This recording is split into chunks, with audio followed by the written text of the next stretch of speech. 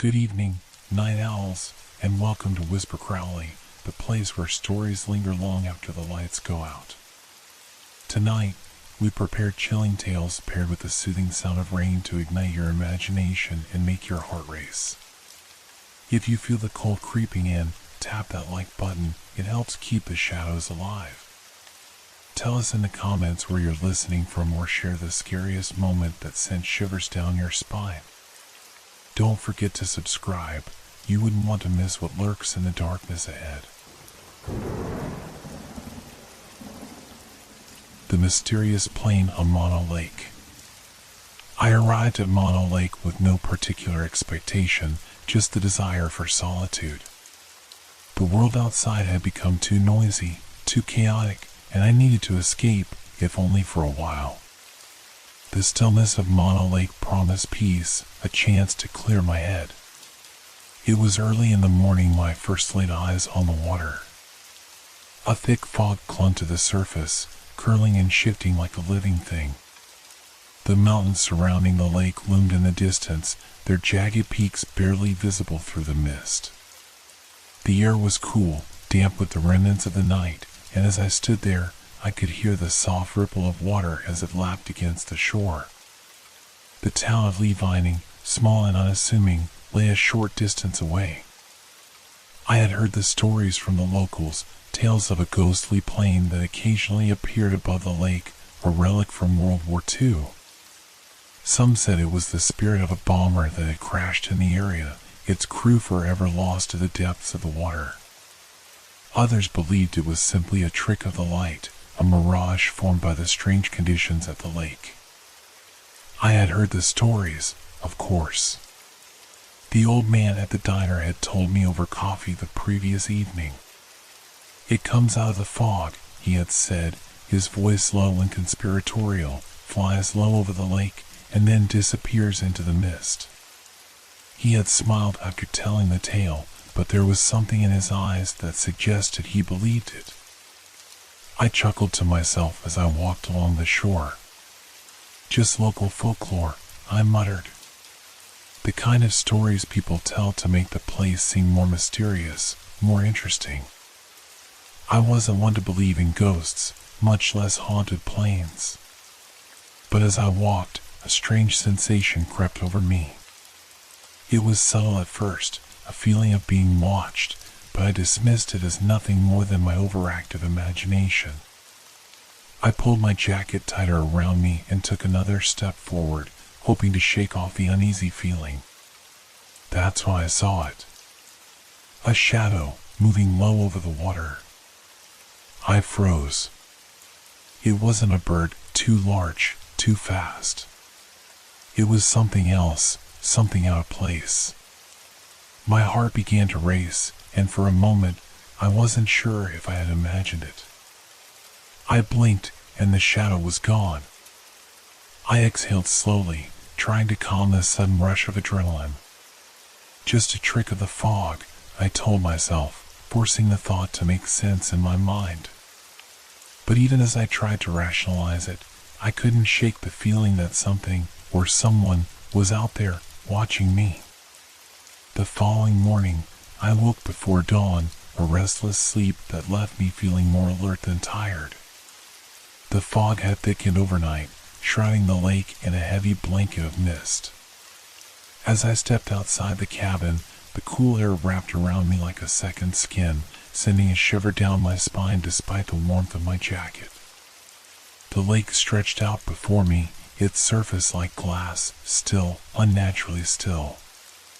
Not a ripple disturbed the water, and the silence was almost oppressive, as though the very land was holding its breath.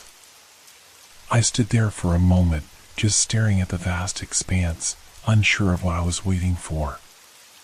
It was beautiful, of course, but there was something about it that felt off. It wasn't like any lake I'd ever been to, where the hum of insects, the rustling of trees, or the chirp of birds filled the air. Here, there was nothing. No wind. No movement. Just the quiet, the kind that seeps into your bones and makes you question if the world is really as peaceful as it appears. I took a few tentative steps toward the shore, my boots crunching softly on the gravel. The fog rolled in thicker, swallowing the edge of the lake and blurring the horizon. I couldn't see the mountains anymore, just a wall of mist stretching endlessly. For a moment, I wondered if I had stumbled into a place outside of time, a place where the world itself had paused. A distant, faint sound caught my attention, a low, rumbling hum, like the roar of an engine far away. I turned, instinctively looking for the source, but there was nothing. The lake remained undisturbed, the fog clinging to the surface like a veil. I stood frozen, trying to place this sound, but as quickly as it came, it faded, leaving only the eerie quiet in its wake. For a moment, I felt a tightness in my chest, an unspoken tension. It was as if something was wrong, though I couldn't pinpoint exactly what. The air was heavy, thick with the kind of stillness that made every movement feel too loud, every thought too sharp. I took a deep breath, shaking off the strange sensation. Just the isolation, I muttered under my breath, forcing myself to relax. You're just not used to this kind of quiet. But the more I stood there, the more I realized how far removed I felt from the world. And it wasn't just the silence, it was the way everything felt so distant, so out of reach. It was as if the lake itself was holding a secret, one I wasn't meant to uncover. The thought was irrational, and yet it lingered, hanging in the air like the fog. I glanced back toward the cabin, tempted to retreat, but instead, I took another step forward. There was something about this place, about the lake, that pulled at me, like it was waiting for me to understand, to uncover whatever it was hiding. A sudden movement in the fog caught my eye, a ripple on the water. At first, I thought it was a fish, but then the ripple widened, spreading outward in a straight line. My heart skipped a beat. It was too neat, too deliberate. I watched, trying to focus, but the fog thickened again, swallowing the water's surface whole. The calm had returned, but it was the kind of calm that only seemed to build tension, as if the world were holding its breath, waiting for something to happen. And in that moment, I couldn't shake the feeling that something, someone, was out there, just beyond the mist, watching. I stood there, staring into the fog, the silence pressing in on me. My mind kept wandering back to the strange ripple on the water. It didn't make sense. Nothing about this place made sense. Mono Lake, with its stillness and its unsettling quiet, seemed like a place frozen in time, a place where the natural world and the supernatural might blend in ways I couldn't understand. I took another step forward, my gaze still fixed on the fog-covered water, searching for any signs of movement, any explanation for the odd feeling gnawing at the back of my mind. The air was thick, almost suffocating, and I had to fight the impulse to turn around and head back to the cabin. But something kept me rooted to the spot, some pull I couldn't explain. And then I saw it. A shadow. It appeared suddenly, emerging from the dense fog like a dark streak slicing through the stillness of the water. I froze, my breath catching in my throat. It wasn't a reflection, not a trick of the light. It was a shape, distinct and deliberate, moving fast, too fast to be natural.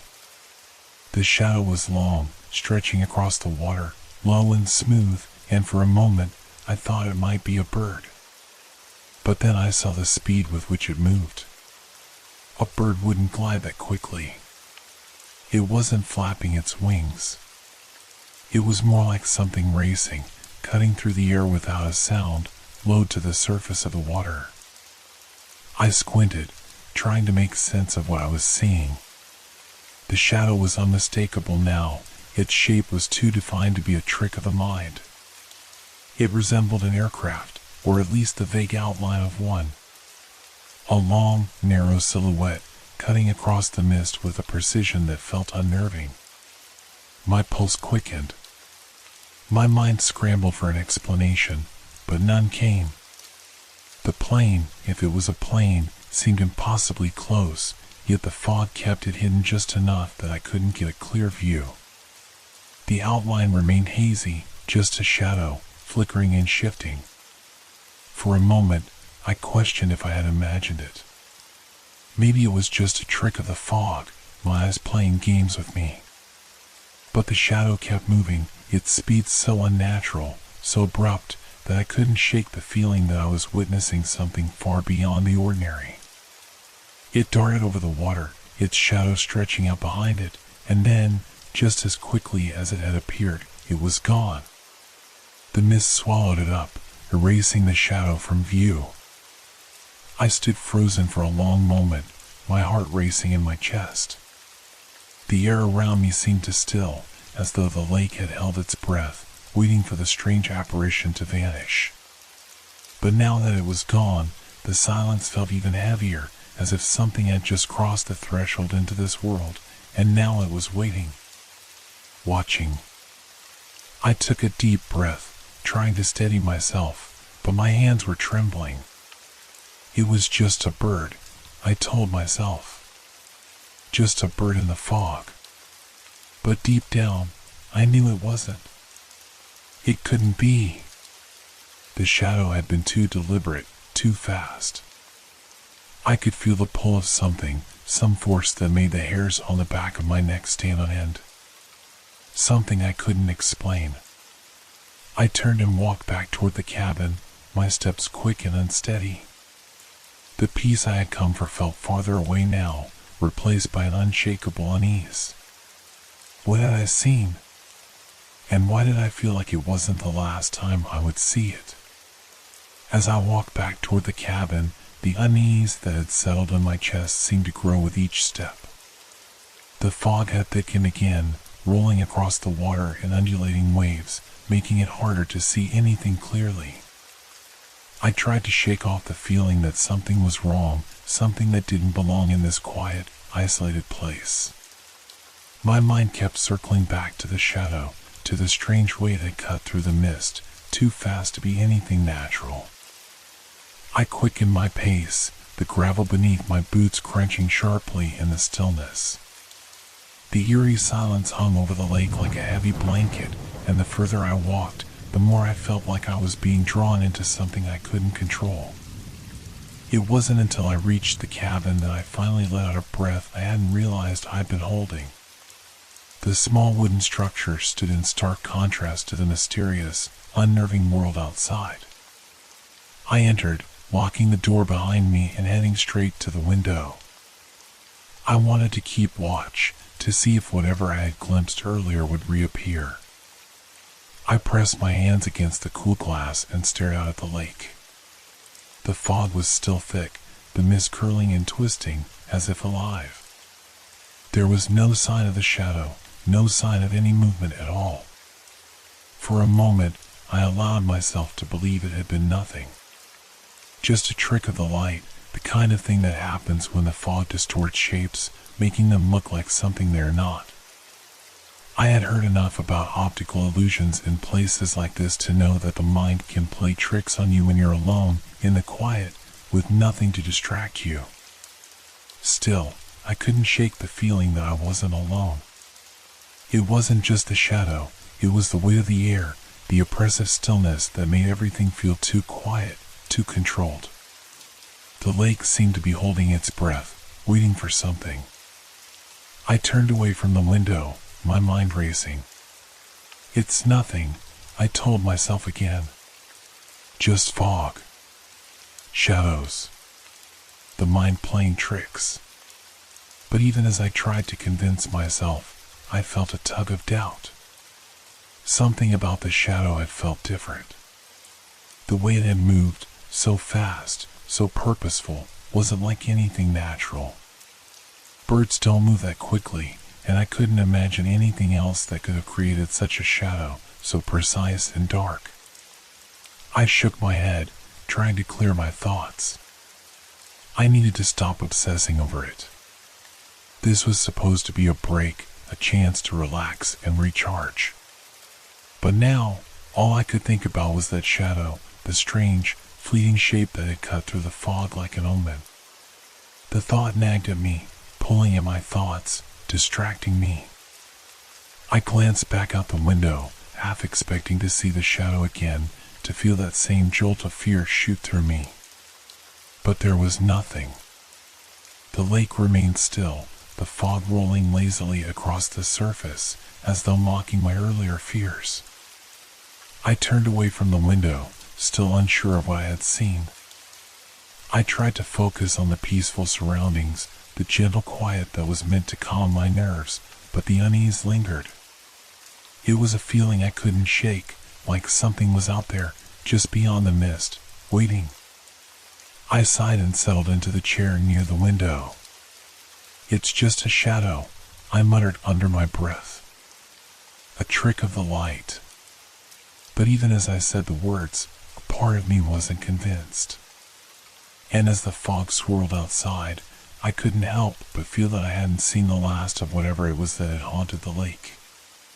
The cabin was quiet, too quiet. The low hum of the world outside seemed to have ceased altogether, as if the very atmosphere was holding its breath.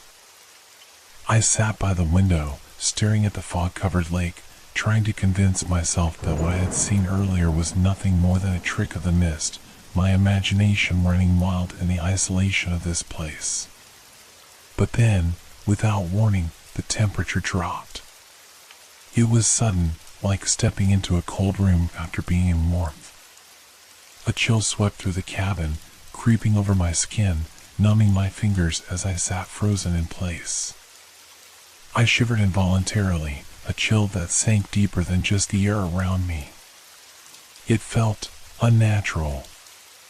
I glanced at the window. The fog was still thick, swirling in strange, unpredictable patterns, but something was different now. The water, which had been eerily still, seemed to ripple in a way I hadn't seen before. The waves were small at first, barely noticeable, but they grew more defined, spreading out from a single point as though something large had disturbed the surface. I rose slowly from the chair, drawn to the window once more. The air outside seemed to have thickened, and the fog now moved in unnatural, twisting patterns, like fingers of smoke reaching out to grab anything in their path. And then, through the mist, I saw it again. At first, I thought I was imagining things. But no! There it was, clearer this time. The shadow, unmistakable and undeniable, moved low over the water. This time, I could see its shape more clearly. The shadow wasn't just a blur, a flicker in the fog. It was definite, solid in its outline. A large, dark silhouette, cutting through the mist with precision, moving deliberately and fast. The shape was unmistakably that of an aircraft, a plane. I felt a lump rise in my throat, my pulse quickening as I stared at the shadow. It wasn't just a vague form anymore. It was distinct, an outline of wings, the length of a fuselage, the unmistakable body of a plane that seemed to hover just above the water. The wings cut through the fog, dipping slightly, like the plane was coming in for a landing. I took a step back, my heart pounding in my chest. No, this can't be happening. I forced my eyes to focus on the shadow, trying to convince myself that I was still dreaming, that this was just some trick of the light, some illusion the fog had conjured. But the shape remained, growing more defined with every passing second. I could see it now, its wings, sharp and wide, cutting through the thick fog, the tail fin unmistakable in its angular shape. There was no mistaking it. It was an aircraft, a bomber, as clear as if it had materialized out of thin air. The way it flew so low over the water was wrong, unnatural. No plane should fly that close to the surface without crashing. My hands pressed against the window, my breath fogging the glass as I leaned closer, unable to look away. My thoughts raced, trying to make sense of what I was seeing. This can't be real. It's not real. But the shadow moved, a dark, solid form that swept across the water in a way that felt too deliberate, too purposeful to be anything other than what it was.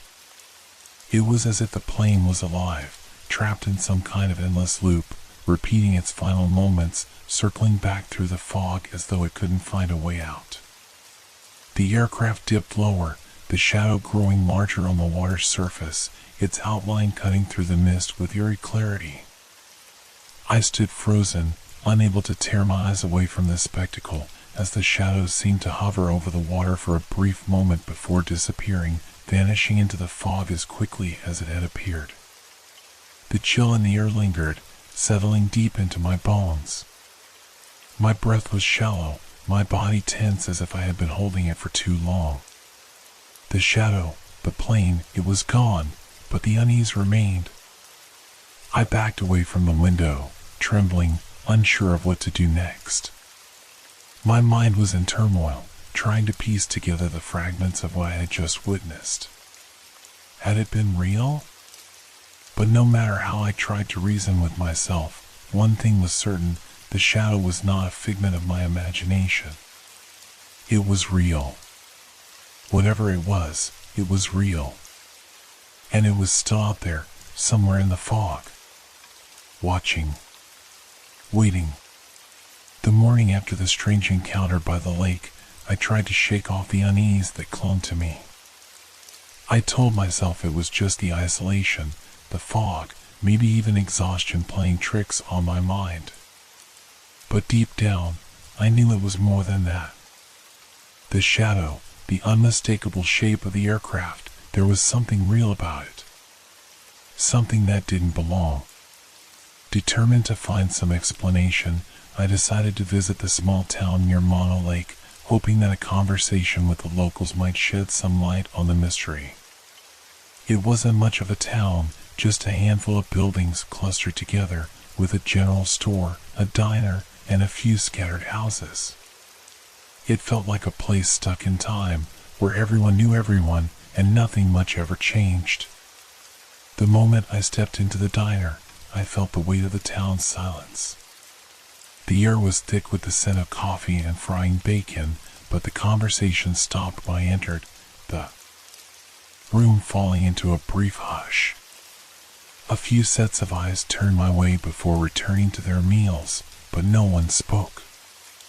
It was as if they were waiting for me to say something. Or maybe they were waiting for me to ask the right question. I took a seat at the counter, nodding politely to the woman behind it. She looked to be in her late 50s, her weathered face a map of years spent living with the land and the lake. She didn't seem overly friendly, but there was a quiet understanding in her eyes, like she had seen many people come and go, all searching for something. "What can I get you?" she asked, her voice steady, with a hint of a drawl. I ordered a coffee, something to start the conversation. As she poured it, I hesitated, gathering my thoughts. The last thing I wanted to sound like was a tourist looking for a ghost story, but there was something I needed to know. "You know," I began, testing the waters, "I've been staying out by the lake. It's beautiful out there, but a bit eerie, too. I've heard rumors about a plane. A ghost plane, they say. Something about a bomber from World War II. Her eyes flickered, just for a moment, before she masked her reaction with a polite smile. "Rumors, huh?" she said, setting the coffee cup in front of me. "Sure, people talk about things like that. But you'd be better off asking the old-timers around here. They've been here long enough to remember." I nodded, taking a sip of the hot coffee, but I could tell that there was more to the story than she was letting on. "What's the story?" I asked, pressing a little further. "A World War II bomber?" Her eyes lingered on me for a beat too long, her fingers resting on the edge of the counter. "Well," she said slowly, as though choosing her words carefully, "they say a bomber went down over the lake during the war. No one really knows what happened. It was on a routine flight, just like any other. It vanished, and nothing was ever found. No wreckage. No bodies. Just gone. I leaned in, intrigued. No wreckage? Nothing? She shook her head, the lines on her face deepening as she seemed to remember something from long ago. That's right. There's been talk for years that it's still out there. Some folks say the plane's still flying, trapped in some kind of endless loop.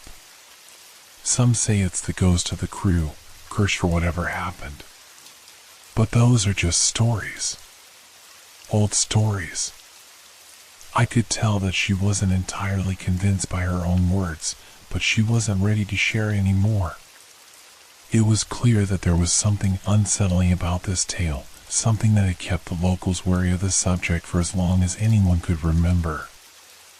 I've heard about the plane, I said, trying to keep my tone casual, but no one really talks about it much. Why is that? She glanced around the diner, as if making sure no one was listening, and then leaned in closer. People don't like to talk about it because it brings things up, things that they don't want to remember. It happened a long time ago, sure, but there are still folks here who remember it, who heard the stories.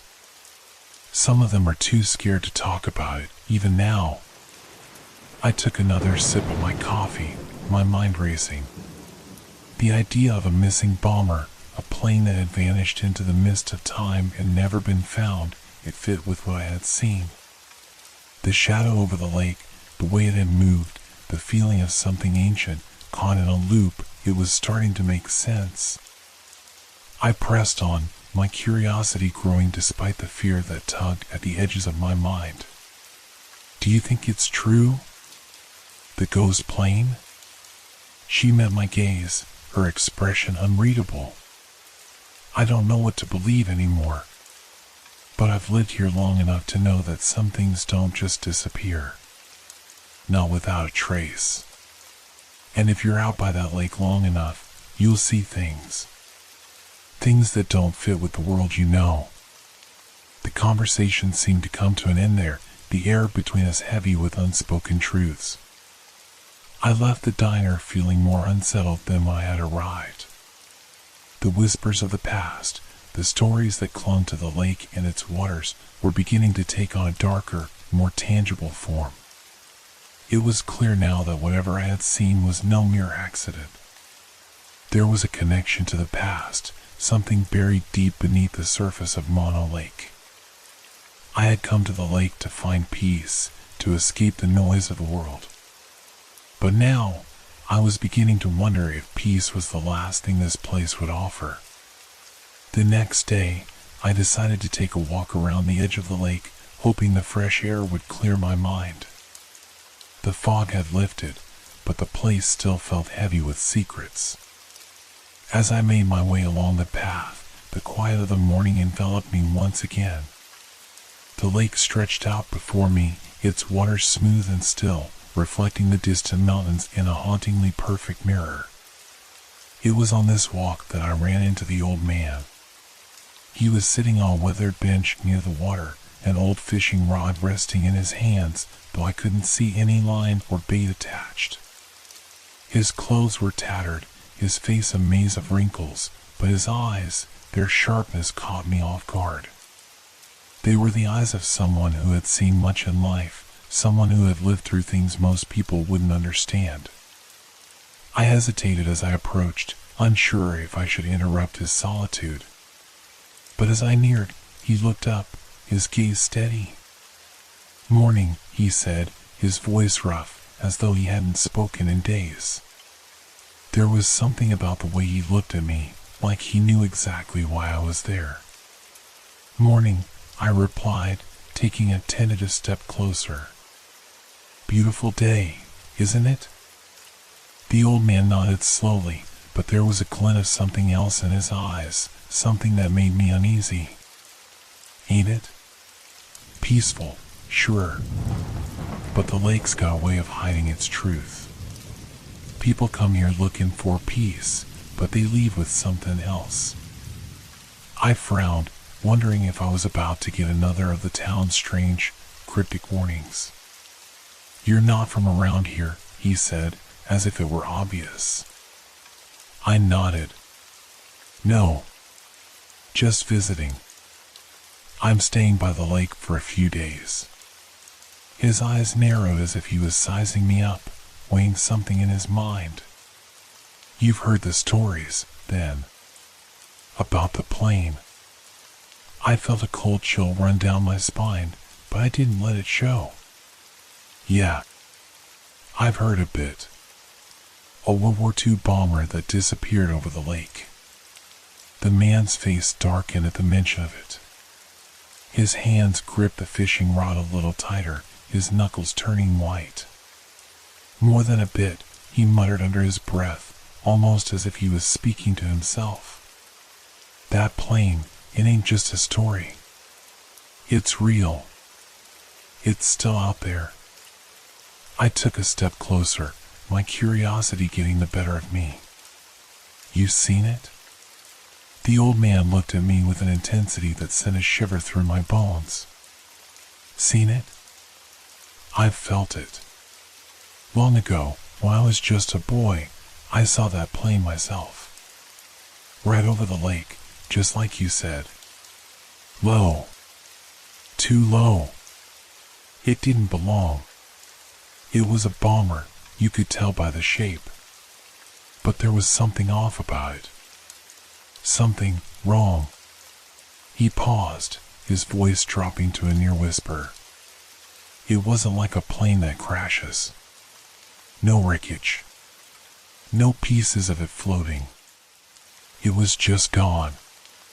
Like it never existed. But if you go out there, if you're out by the lake at dusk, that's when it comes. That's when you'll see it." I stood frozen, trying to process what he was saying. The old man's eyes never left mine, and for the first time since I arrived, the lake felt more like a trap than a retreat. "I thought it was just a trick of the fog," I said, though even as I said the words, I wasn't sure I believed them anymore. The man shook his head slowly, his face hardening. "You think the fog can hide something like that? You think you're gonna mistake the shadow of a plane for a trick of the light? No. It's real, son. And it's been circling this place for years. Nobody knows why. Some say it's the souls of the crew still out there, trapped in some endless flight. Others say it's just a curse, a reminder of what was lost. But whatever it is, it won't leave you alone once you've seen it." His words hit me like a punch to the gut. I felt the weight of them settle over me, heavy and oppressive. It was like the air around us had thickened, making it harder to breathe. The calm serenity of the lake had vanished, replaced by something darker, something far more menacing. I don't understand," I stammered, though I could already feel the answer forming in the pit of my stomach. "Why? Why does it come back? Why at dusk?" The old man looked down at his hands, then back at me. "It's not about why it comes back. It just does. Every night, just before dark, you'll hear the sound first. Low, like an engine humming in the distance. Then, you'll see it. The shadow in the fog. It gets closer and closer until you feel like it's right on top of you. It wants you to see it. It's like it's looking for someone to remember." I took a step back, the weight of his words pressing down on me. "Is it dangerous? Should I stay away?" He looked up sharply, his eyes burning with a strange intensity. "Dangerous? No. But if you see it, if you're out there and it sees you, it'll get in your head. That's what it does. It gets in your head and it doesn't leave. Stay away from the lake when the sun's going down. Promise me you'll stay away at dusk." His voice was low, but there was no mistaking the seriousness of his words. I nodded slowly, not sure what else to say. A part of me wanted to laugh it off, just another old man's tale. But deep down, I knew better. Something in his eyes, the way he spoke, told me that this wasn't just another rumor. I turned to leave, but he called after me. "Don't let it pull you in, boy. The lake's got a way of keeping what it wants." I didn't respond. Instead, I hurried away, my mind racing. The old man's warning echoed in my head, and I couldn't shake the feeling that Mono Lake wasn't just a place. It was something alive, something that had been waiting for me, for anyone to come close enough to witness its dark secret. The old man's warning lingered in my mind like a distant echo, a soft hum that I couldn't quite shake off. I tried to push it aside, dismissing it as the ramblings of someone who had lived too long in isolation. But deep down, I knew something wasn't right. There was too much weight in his words, too much conviction. The idea that a ghostly plane haunted the lake wasn't just a story, it felt real now, like a shadow cast over my entire stay. I spent the next day at the town library, hoping to find some concrete evidence, something that could either debunk or confirm the bizarre tale. The library was small, nothing more than a room filled with aging books, yellowed newspapers, and a few scattered shelves of dusty novels. It had the kind of musty smell you'd expect from a place that had long been forgotten by time. I could tell from the moment I stepped in that this wasn't a place where new information arrived often. The librarian, a woman in her 60s with round glasses perched on the tip of her nose, eyed me warily as I approached the front desk. "Can I help you?" she asked, her tone neutral, though it carried an edge of caution. "I'm looking for anything related to a plane crash or disappearance over Mono Lake," I said, trying to sound casual. "Something from World War II, I think." Her eyes flickered just slightly, then she nodded, motioning to a corner of the room. "You can try the back archives. There's a shelf with some old clippings from that era. Most of it's not much, but it's all we have." I followed her direction, my heart racing as I approached the dusty shelves. The clippings were yellowed with age, fragile to the touch, and some of them were so faded that the ink had nearly disappeared entirely. I began rifling through them, scanning for any mention of Mono Lake, of a bomber, of a disappearance. Most of the articles were mundane, reporting on routine wartime news, rationing, soldier enlistments, air raids, but there was one that caught my eye. It was tucked between two much older clippings, its edges torn and ragged. The headline read, "Missing bomber last seen over Mono Lake, no trace found." My pulse quickened. This was it. This was the story I'd been hoping to find. I carefully pulled the clipping from the shelf and read through it, my eyes skimming over the details. According to the article, the U.S. Army Air Force bomber had been flying a routine reconnaissance mission over the eastern Sierra Nevada mountains when it vanished without a trace. No distress calls. No wreckage. The crew was listed as missing in action, presumed dead. Search teams scoured the area for days, but nothing was ever found, not a single piece of the plane, not even a body. It was as if the aircraft had simply disappeared into thin air. There was little else to go on. The article didn't mention Mono Lake specifically, but it seemed to align with the old man's story. A bomber. A disappearance. No answers.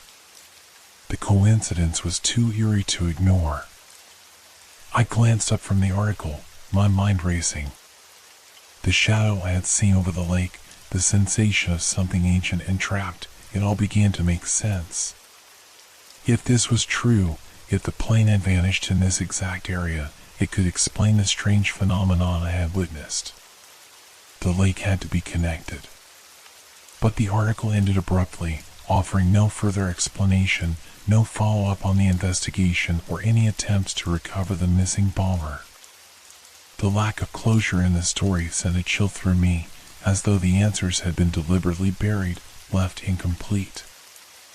I continued to search through the other clippings, but nothing else seemed relevant. Most of them were stories about local events, births, marriages, and occasional fishing records, but none of them mentioned the plane again. It was as if the entire incident had been swallowed up by time. I sat back in the chair, the stack of papers in front of me, feeling the weight of the unanswered questions pressing down on me. The old man had said the plane was still out there. I had dismissed it before, but now I wasn't so sure. The facts were starting to align too perfectly for it to be a coincidence. As I stood up to leave, I noticed a book on the shelf nearby, its spine cracked from age. It looked out of place among the modern paperbacks. I reached for it, half out of instinct, half out of curiosity. The title was barely legible: Faded with Time, The Disappearing Bomber, Tales from the Sierra Nevada. I pulled it down and opened the cover. It wasn't much bigger than a pamphlet, but the pages inside were filled with first-hand accounts from locals, some older than others, who claimed to have seen the plane. The stories were varied, but the common thread was undeniable. Every single one of them described the same thing: a shadow in the sky, low and silent, just before dusk. Some said they heard the engine hum, others claimed it was completely silent.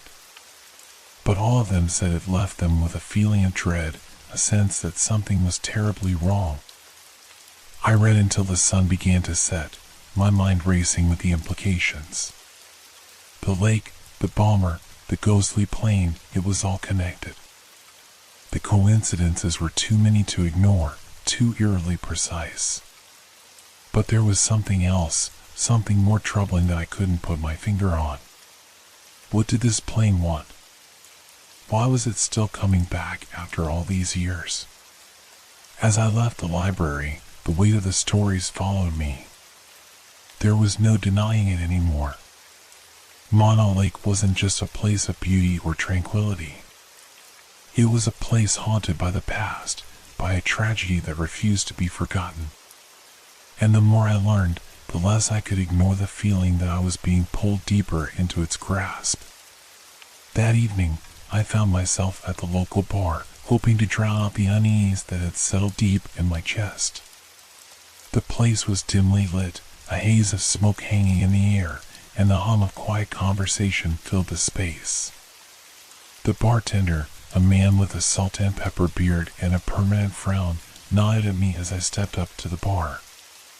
"Whiskey?" he asked without looking up from his work, pouring drinks for a couple of regulars who had claimed their seats at the counter. I nodded, taking a seat. I wasn't in the mood for small talk, but something about the town's hushed air, the way everyone avoided eye contact, as if the lake itself held its breath, made me want to know more. I needed answers. The bartender slid a glass across the counter to me. "You new around here?" he asked as he wiped the counter with a rag. "Yeah," I said, taking the glass and watching the amber liquid swirl. "Just visiting. Trying to learn more about the history around here." His expression shifted slightly, just enough to show a flicker of curiosity. "History, huh?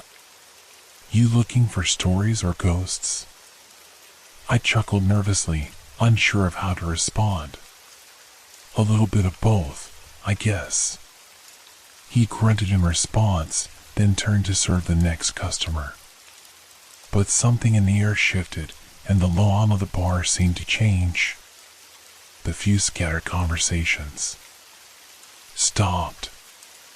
A silence crept in, uncomfortable, thick with something unsaid. I turned around to find several people had gathered at the far end of the bar, speaking in hushed tones. An older man with a thick white beard, his eyes clouded by years of whiskey, leaned in toward the woman next to him. It was right over the lake, he murmured, his voice shaky but certain. Just before dark. Low as hell, so close I could feel the wind from the propellers. Never forget that sound. The hum. The woman nodded, her face pale, as though she had heard this story 1,000 times, but the memory still haunted her.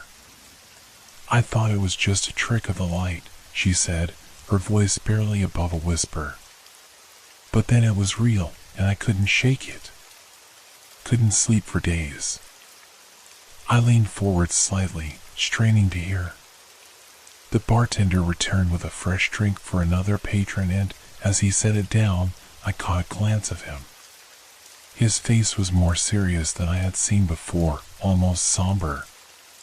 He wiped his hands on his apron, then spoke, his voice low enough that it seemed to draw the attention of everyone in the room.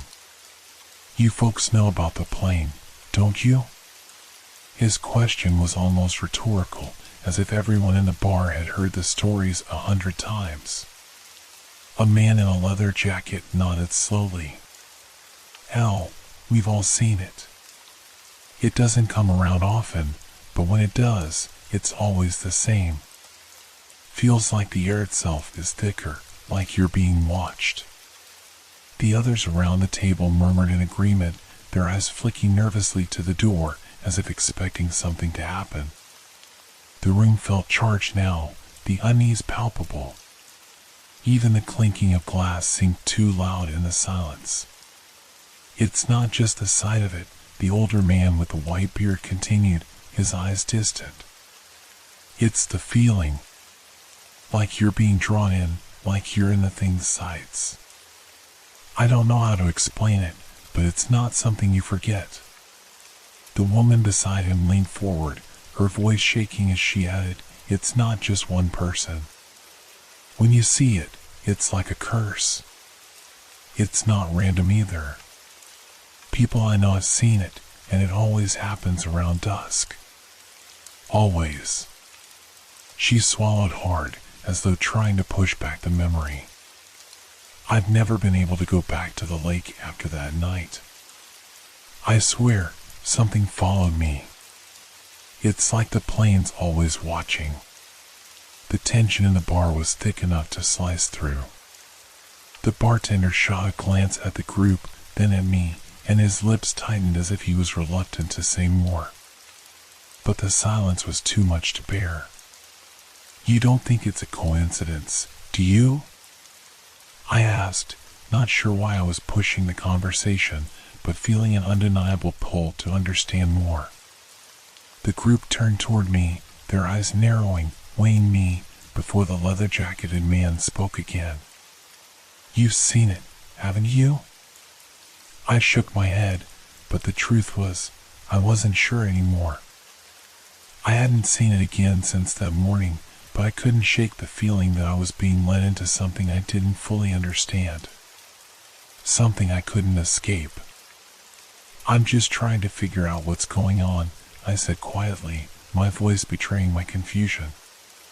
The older man with the white beard gave a deep, gravelly laugh, but it was empty, like the sound of a man who had lost something he couldn't get back. You won't figure it out, son. The plane doesn't make sense. It never has. It doesn't follow any pattern. It comes when it feels like it, disappears like it was never there. But when it shows up, the fear, it's universal. The bartender wiped his hands again, looking at the group with a haunted expression. Fear, confusion, that's what it does.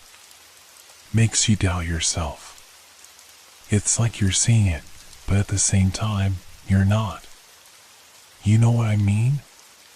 He stared at me for a long moment, his eyes intense. It doesn't leave you, you know.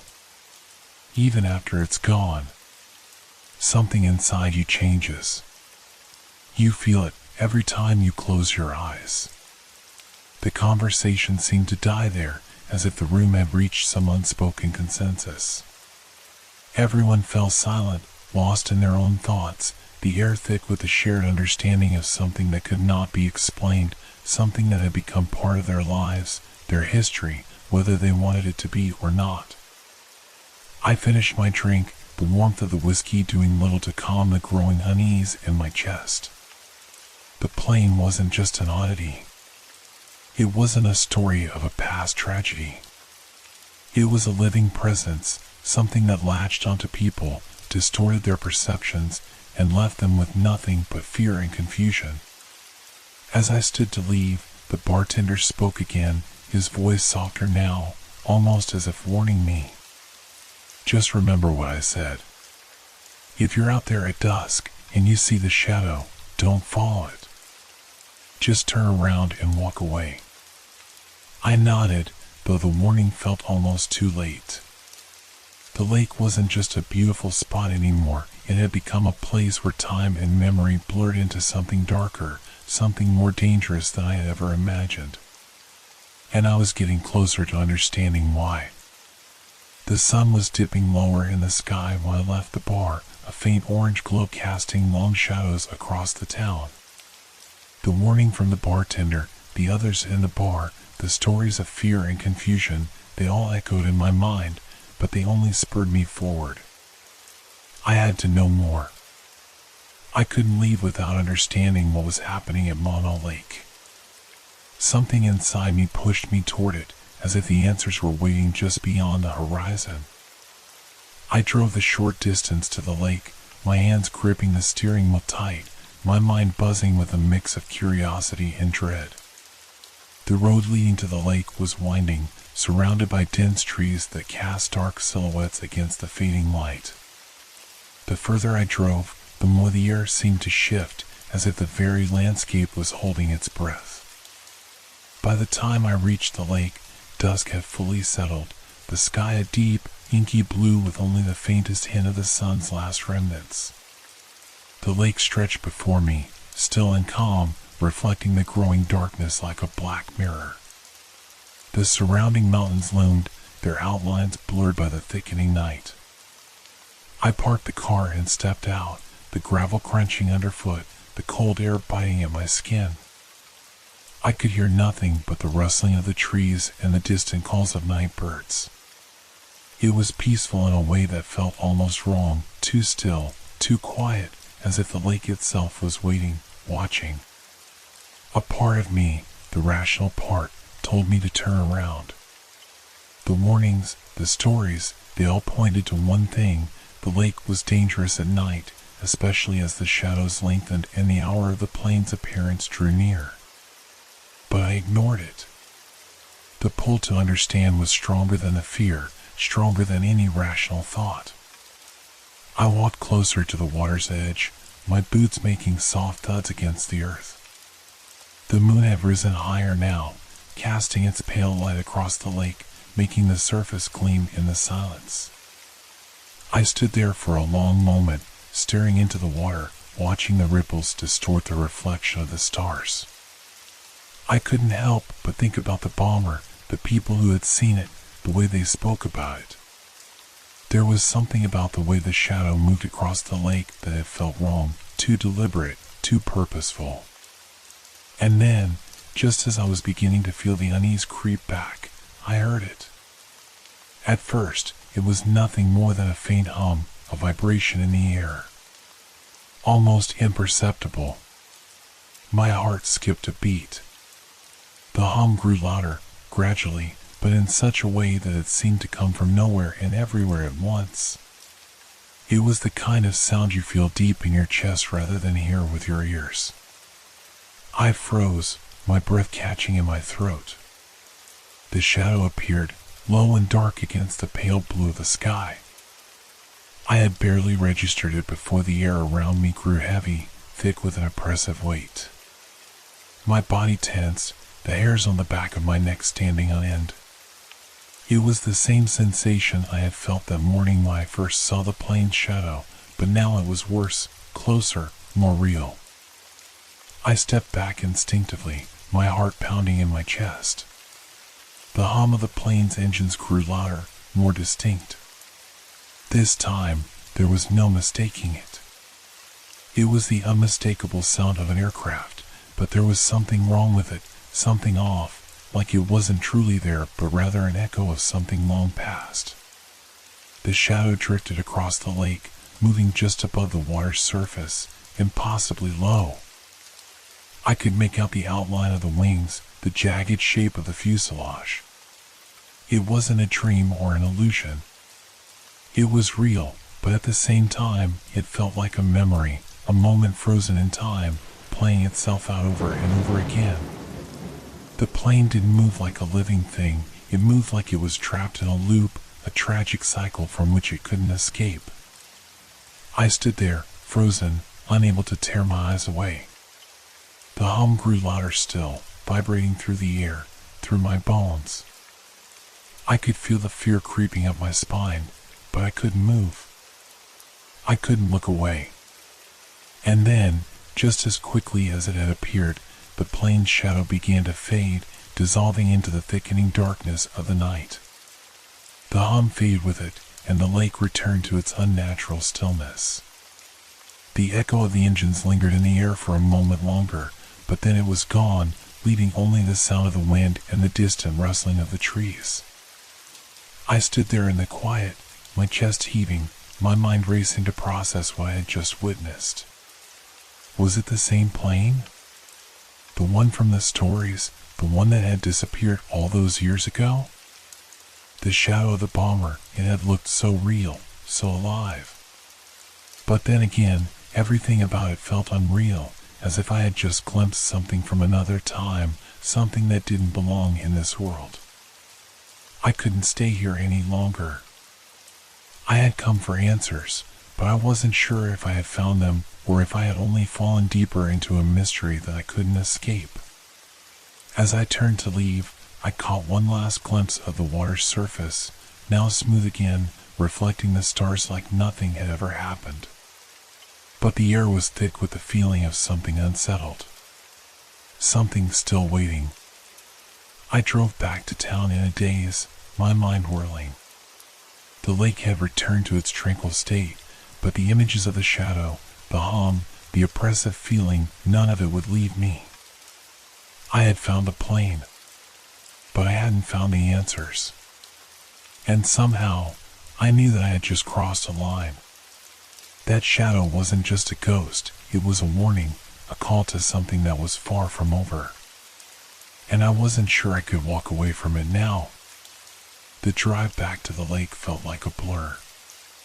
My hands gripped the steering wheel tighter than I'd realized, the weight of the encounter still heavy in my chest. Despite the eerie stillness I had witnessed at Mono Lake just hours earlier, the sensation of something unfinished lingered, gnawing at me. I couldn't shake the image of the shadow cutting across the water, the hum of engines vibrating in the air, the strange pull I felt towards it. I had told myself I wouldn't go back.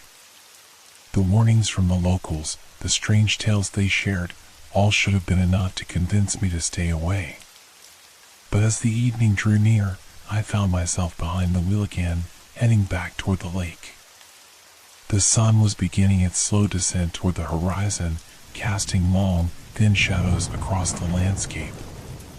The air was different now, colder, though the temperature hadn't dropped.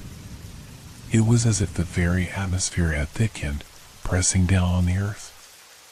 The trees seemed darker, their branches moving with an unnatural stillness, as if the entire world was holding its breath. When I arrived at the lake, the first thing that struck me was the silence. The usual noises of wildlife, birds calling, insects buzzing, had fallen away. There was no rustling of leaves, no breeze to stir the air. Just a heavy, suffocating quiet. The lake stretched before me, its surface unnaturally calm, reflecting the deep orange and purple hues of the sky. The mountains surrounding it were shrouded in shadow, their outlines blurred in the fading light. There was something unnerving about the stillness, the way the landscape seemed frozen, locked in a moment of suspended time. I stepped out of the car, the cold air biting at my skin. The usual sensation of awe I felt when gazing at the lake had turned into something darker. The tranquility that had drawn me here felt wrong now, disturbing in its emptiness. My breath caught in my throat as I took a few steps forward, the gravel crunching beneath my boots. My eyes scanned the water's surface, searching for something, anything. But there was nothing. The lake was empty, its surface smooth as glass. The sun was sinking lower, casting a golden glow over the water's edge. But even the light felt dimmer than usual, more muted. As I stood there, watching the changing colors in the sky, a sense of unease began to grow again, crawling up my spine like a chill. I couldn't explain it. There was nothing obvious to point to, nothing tangible that screamed danger. But something in the air had changed. The weight of the silence pressed down on me, making it harder to breathe, harder to think. It felt like I wasn't alone, like I was being watched, but when I turned my head, I saw nothing out of place. And then, just as the sun dipped below the horizon, the air shifted again. A strange wind began to pick up, swirling around me, carrying with it the faintest sound, a hum, barely audible at first, but growing louder with every passing second. My heart rate quickened, my pulse pounding in my ears. It was the same hum I had heard the first time I saw the plane, though this time it was far more intense, far more real. It didn't just fill the air, it seemed to thrum through me, vibrating against my chest, making my teeth rattle. The lake was changing before my eyes. The peaceful stillness that had defined it moments earlier was now replaced by a sense of impending danger. The water's surface rippled in a way that didn't seem natural, like something beneath it was stirring, something far too large to be a fish or a simple breeze. I looked around, expecting to see someone else, perhaps another traveler, someone who might share in my growing unease, but there was no one. The place was deserted. It felt as though the lake itself was empty, an empty void that threatened to swallow anything that dared approach it. And then, through the gathering darkness, I saw it. A shadow. It started out small, barely noticeable against the darkening sky, but as I focused on it, it grew larger, more distinct. It was low, too low, and it moved with a purpose. My heart skipped in my chest. I knew what it was before I even had to think about it. The plane. The same shadow that had haunted me before, only now, it seemed more real, more solid. I could see the outline of the wings, the curve of the fuselage. But it wasn't like a normal plane, it was as though it had been pulled out of time itself, a relic from a world-long past, still flying as though it had never crashed, never vanished. The hum of the engines had become deafening, the air around me vibrating with its presence. I couldn't move. My feet felt rooted to the ground, my body refusing to respond. My eyes were fixed on the shadow, the dark silhouette cutting through the dimming sky, gliding effortlessly over the lake. It wasn't just a plane. It was something else, something beyond the physical world. The closer it got, the heavier the air became, as if the weight of the past itself was descending upon me. The shadow moved over the water, the hum of the engines filling every corner of my mind. My thoughts scattered, my mind struggling to comprehend what I was seeing. Was it real? Was I losing my mind? Was this some trick of the light, some figment of my own imagination? But no! This was not an illusion. This was real. The hum reached a crescendo, almost overwhelming in its intensity, and just as quickly as it had appeared, the shadow began to fade, retreating back into the gathering night. The hum dissipated, leaving only the sound of my ragged breath in the stillness. I stood there, motionless, my heart pounding in my chest. The plane was gone, but the feeling remained, the weight of something dark and ancient hanging in the air. The lake was still again, but it felt colder now, more alive in a way that made my skin crawl. I wasn't alone here. Not anymore. The storm was gathering, and I wasn't sure if I would be able to escape it. The lake fell silent once more after the shadow disappeared, but the stillness felt wrong, like a fragile calm before a storm. My breath came in ragged gasps as I struggled to process what I had just witnessed. The plane had been so real, so undeniable, that my mind refused to let go of it. But the night was settling in, and the cool air bit at my skin, urging me to move. I forced myself to step back, away from the water's edge, my gaze still fixed on the now empty lake.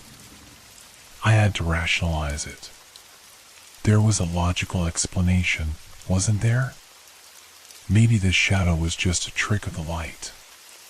Maybe it was a plane flying somewhere in the distance, its reflection distorted by the fading sunlight.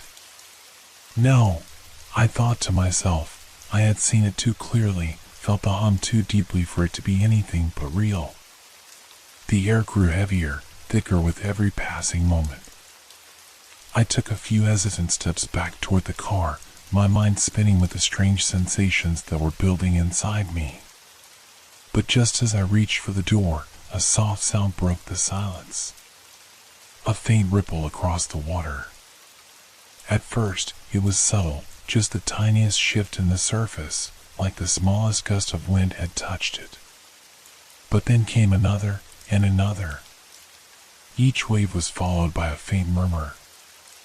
Almost like a whisper, too low to make out, but undeniably there. It was as if the water itself was speaking, stirring with something beneath it. I stopped, my hand still on the door handle. The ripples on the water were growing larger, more defined. The sound was subtle at first, like a far-off murmur, a voice carried by the wind. But as I stood there, frozen in place, the whispers grew louder, clearer. It wasn't a voice, exactly. It was more like a series of faint mechanical sounds, faint creaks and groans as if something huge was moving beneath the surface. My stomach tightened. I had heard stories of strange noises at the lake. Some people said it was just the wind playing tricks, or the shifting of the earth below. But something about these sounds felt different, more alive. I glanced around, expecting to see someone else, maybe a fisherman or a fellow traveler who had stopped to witness the oddity of the place. But there was no one. The road was empty, the area deserted. It was just me and the lake. The sound came again, louder this time, ripples racing across the water's surface in a widening arc. I squinted into the darkening distance, my heart hammering in my chest. There was no sign of the plane, no shadow moving across the sky, but the air still vibrated with something unnatural. The water now seemed almost restless, as though something unseen was stirring beneath its glassy surface. I shook my head, trying to banish the feeling of dread creeping up my spine. It's just the wind, I told myself, more to convince myself than anything else. The lake is vast. Things move in the water. It's just currents, just nature doing its thing. But the sound didn't stop. It grew louder, more insistent. A low, throbbing hum, like the deep growl of an engine starting up, followed by a creaking, twisting noise, as though something was pushing its way through the depths of the lake. The water shimmered with movement, even though the air around me was still. I backed up another step, away from the water's edge, my heart racing faster. I needed to leave. This wasn't natural. The feeling in the pit of my stomach, the overwhelming sensation that something was coming, was too much to ignore. But as I turned to retreat, the sound rose again, now unmistakably clear, a faint, mechanical rumble echoing through the air. It felt wrong, like the lake itself was trying to speak, its voice rising up in a desperate crescendo. I turned back, unwilling to leave without understanding, despite the growing fear that was beginning to claw at my chest. There, on the surface of the water, something shifted. A form. A shape. A distortion. For a moment, I thought it was just my eyes playing tricks on me. But then the distortion became clearer, too structured, too definite. It wasn't just a ripple or a trick of the light. It was something beneath the water, moving with purpose. The hum pulsed through the air, the mechanical rumbling growing louder and more distinct with every passing second. I could feel it now, not just in the air, but in the ground beneath my feet, the vibrations rising up through my shoes and into my bones. I stood motionless, my breath caught in my throat, my hands trembling as I tried to process what I was seeing. The shape under the water moved closer, slowly, deliberately, like something that had been hidden for far too long and was now awakening, making its way toward the surface. It wasn't just a trick of nature. It was something else. A shadow, darker than the night itself, swirled beneath the surface. For a moment, I thought I saw it, a plane, or something like a plane, its form twisted, half submerged, moving slowly beneath the surface of the water. I couldn't tear my eyes away. And then, as quickly as it had appeared, the shape vanished. The water stilled once more, returning to its glassy calm. The ripples disappeared, leaving nothing but the soft, unsettling hum in the air. I stood there, frozen, the heavy feeling of dread tightening around my chest. Had I really seen it? Or had my mind finally unraveled, unable to distinguish reality from the creeping terror that had taken hold? No, I thought. This wasn't my imagination. This was real. The lake wasn't just a body of water. It was a tomb. A prison. And whatever was buried beneath it, whatever was stirring, wasn't finished with me yet. I turned quickly and headed for the car, my breath ragged, my heart pounding. As I drove away, I didn't dare look back at the lake. The sounds, the shapes, the hum of the engines, they were already buried deep in my mind. But one thing was certain, I wasn't going to escape this so easily. Mono Lake had shown me something tonight, and it was clear that it wasn't ready to let go of its secrets. I had hoped that when I drove away from the lake, I'd be able to shake the lingering dread that had settled deep in my chest. But as I made my way down the winding road, the unease only grew stronger. I couldn't get the image of the shadow out of my mind, the way it had moved across the water with such unnatural speed, the way the air had hummed with something ancient, something alive. I kept telling myself it was a trick of the light, that it had to be, but the doubt gnawed at me with every passing second. I drove faster, eager to put some distance between myself and the lake. But no matter how far I went, I couldn't escape the heavy sensation that something was still there, watching me, waiting for me to return. And then, as I rounded a bend in the road, I saw it again. At first, it was just a flicker in the corner of my eye, another shadow, drifting across the horizon. My heart skipped, and I slammed on the brakes, my hands instinctively gripping the wheel. I stared through the windshield, my pulse racing, and there it was again, the shadow. This time, it was clearer. It wasn't just a silhouette or an indistinct shape. It was unmistakable. A massive form, flying low over the lake, casting a dark shadow that stretched across the water like a living thing. My breath caught in my throat as the details became sharper, more defined.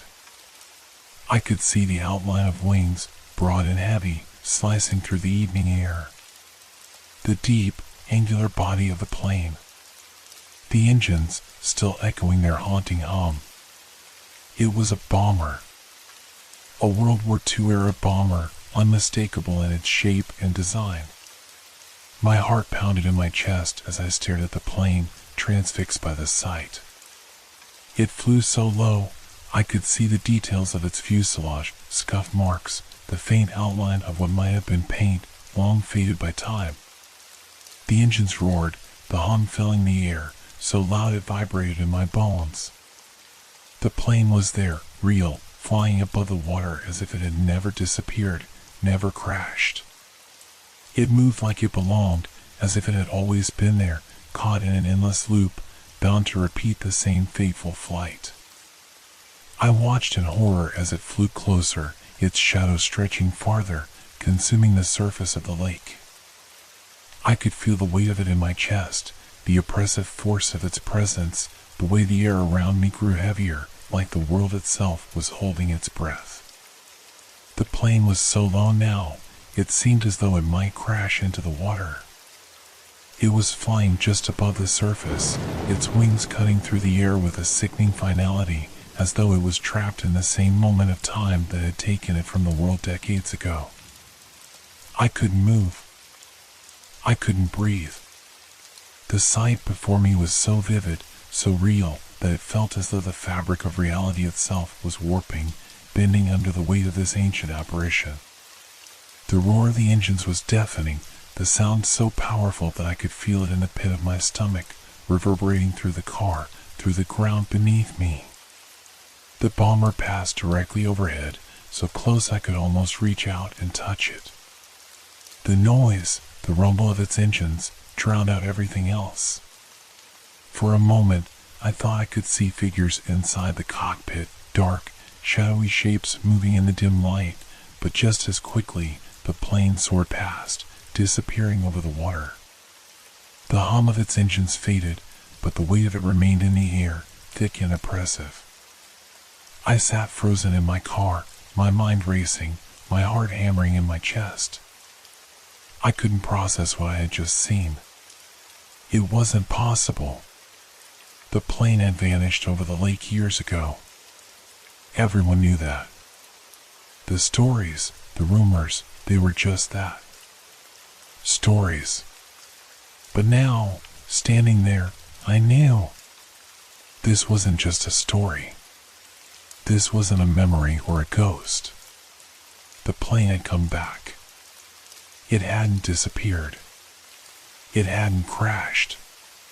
It was still flying, trapped in some kind of endless loop, returning to the lake again and again, as if it were doomed to repeat its final mission for eternity. I opened the car door slowly, stepping out into the cool evening air.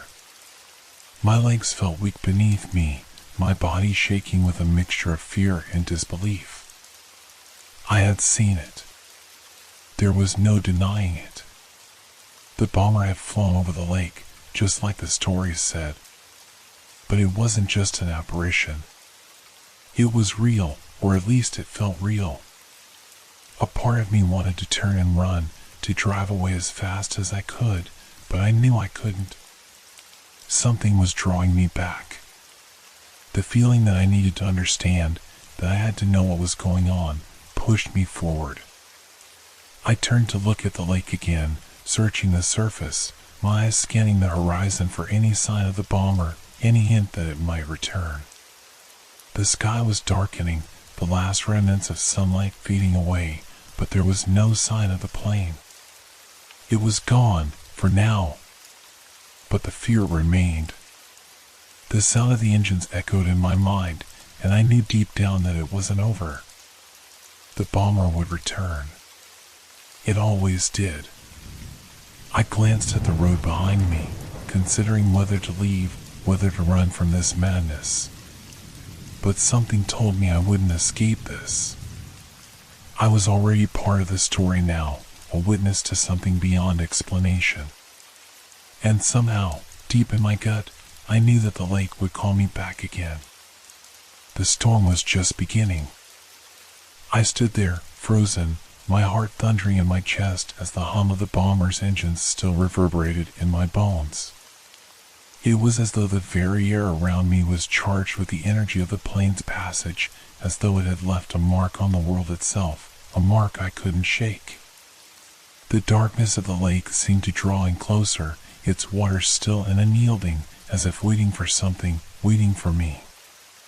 I should have driven away. I should have left the lake behind and never looked back. The bomber had shown me enough. It wasn't just a ghostly image or a trick of the light. It was real. The sensation of its engines, the cold grip of fear that had taken hold of me, it was all real.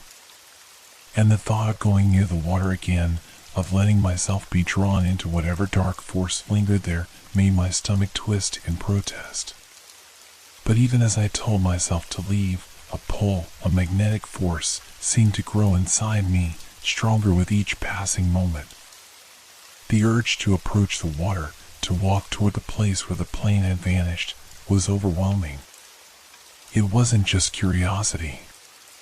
It was something deeper, something primal, like a voice whispering to me from the depths, calling me closer. I looked at my car, just a few steps away, and I knew I should go. I had to get away from the lake, from the temptation to get closer, to unravel the mystery I had just witnessed. The fear I felt was rational. No sane person would want to be anywhere near that lake after what I had seen. But it was as if the lake itself, with all its dark history and whispered secrets, was pulling at me, its call impossible to ignore. I took a step back toward the car, but as my foot shifted, I felt an odd shiver run down my spine. My body moved almost against my will. I hesitated, my hand hovering over the car door. The quiet whispers in my mind told me to leave, to get far away from this place before it was too late, but something else, something stronger, was beckoning me to stay. The lake was calling, and for reasons I couldn't explain, I wanted to answer. I fought the urge, trying to pull myself together. This wasn't me.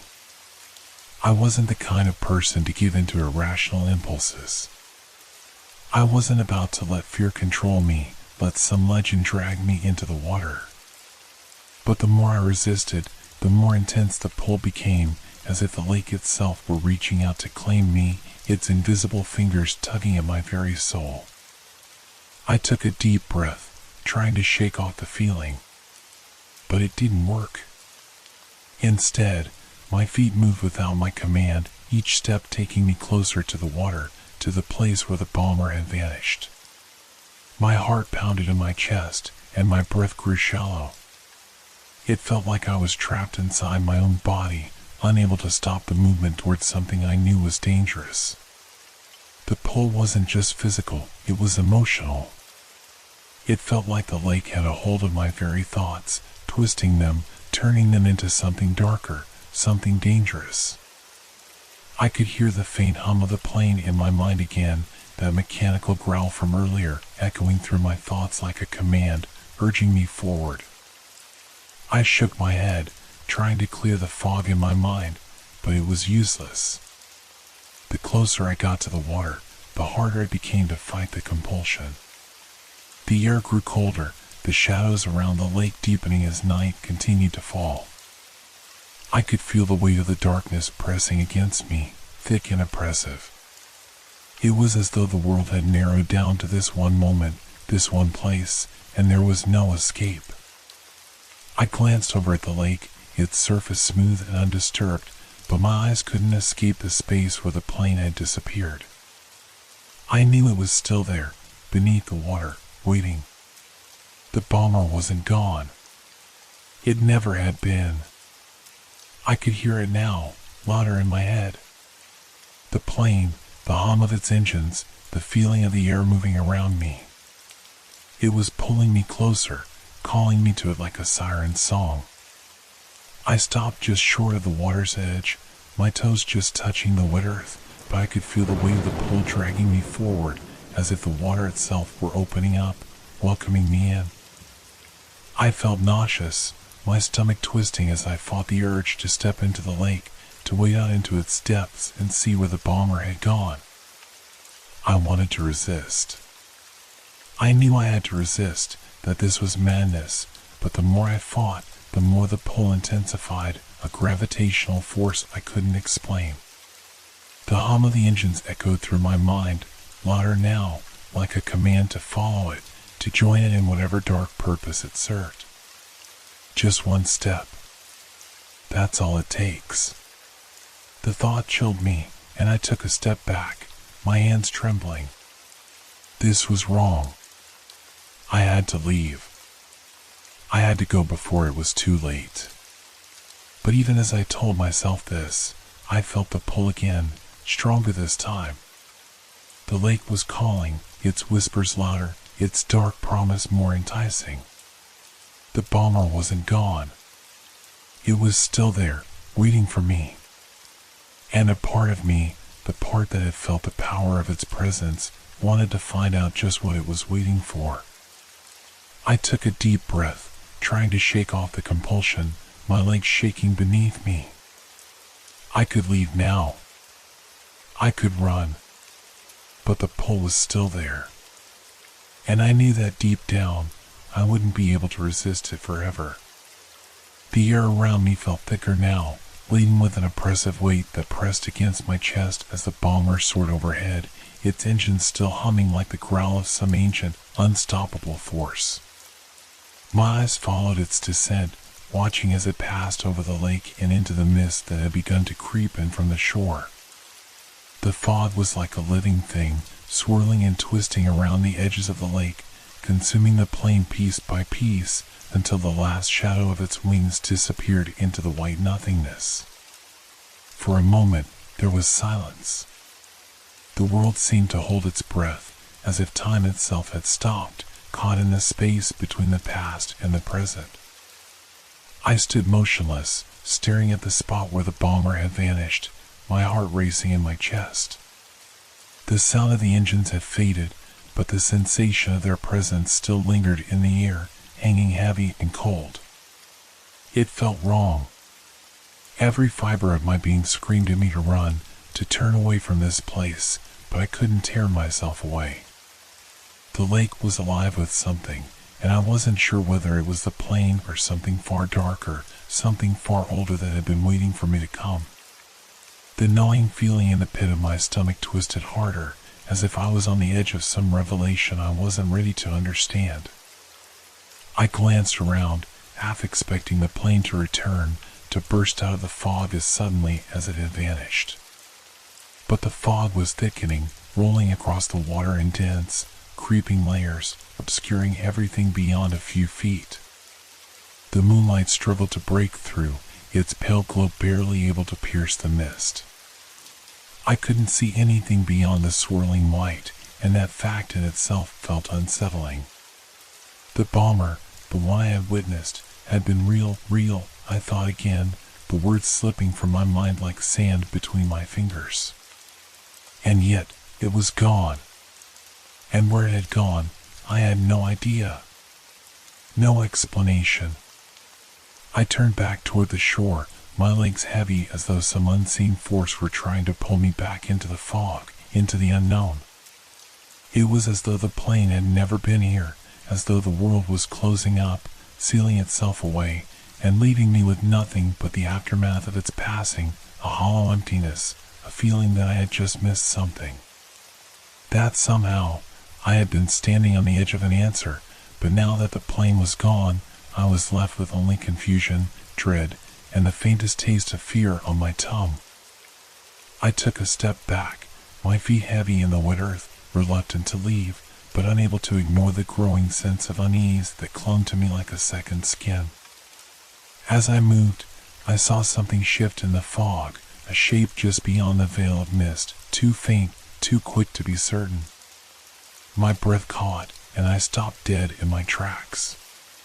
The figure, if it was one, vanished as quickly as it had appeared, swallowed by the thickening fog. I glanced at the horizon, my mind racing with 1,000 thoughts. Had I imagined it? Was I losing my mind? But deep down, I knew. It was something more. It wasn't just the bomber that haunted these waters. There was something else here, something ancient and insidious, something that had been waiting for the plane to return, just as it had been waiting for me. I could feel the presence now, pressing against my chest like a weight I couldn't shake off. It was watching me, and I didn't know from where. The lake, the fog, the shadow of the bomber, they were all part of something far greater than I had realized. something I couldn't explain, something I wasn't meant to understand. I stepped back, heart pounding in my chest, my legs trembling beneath me.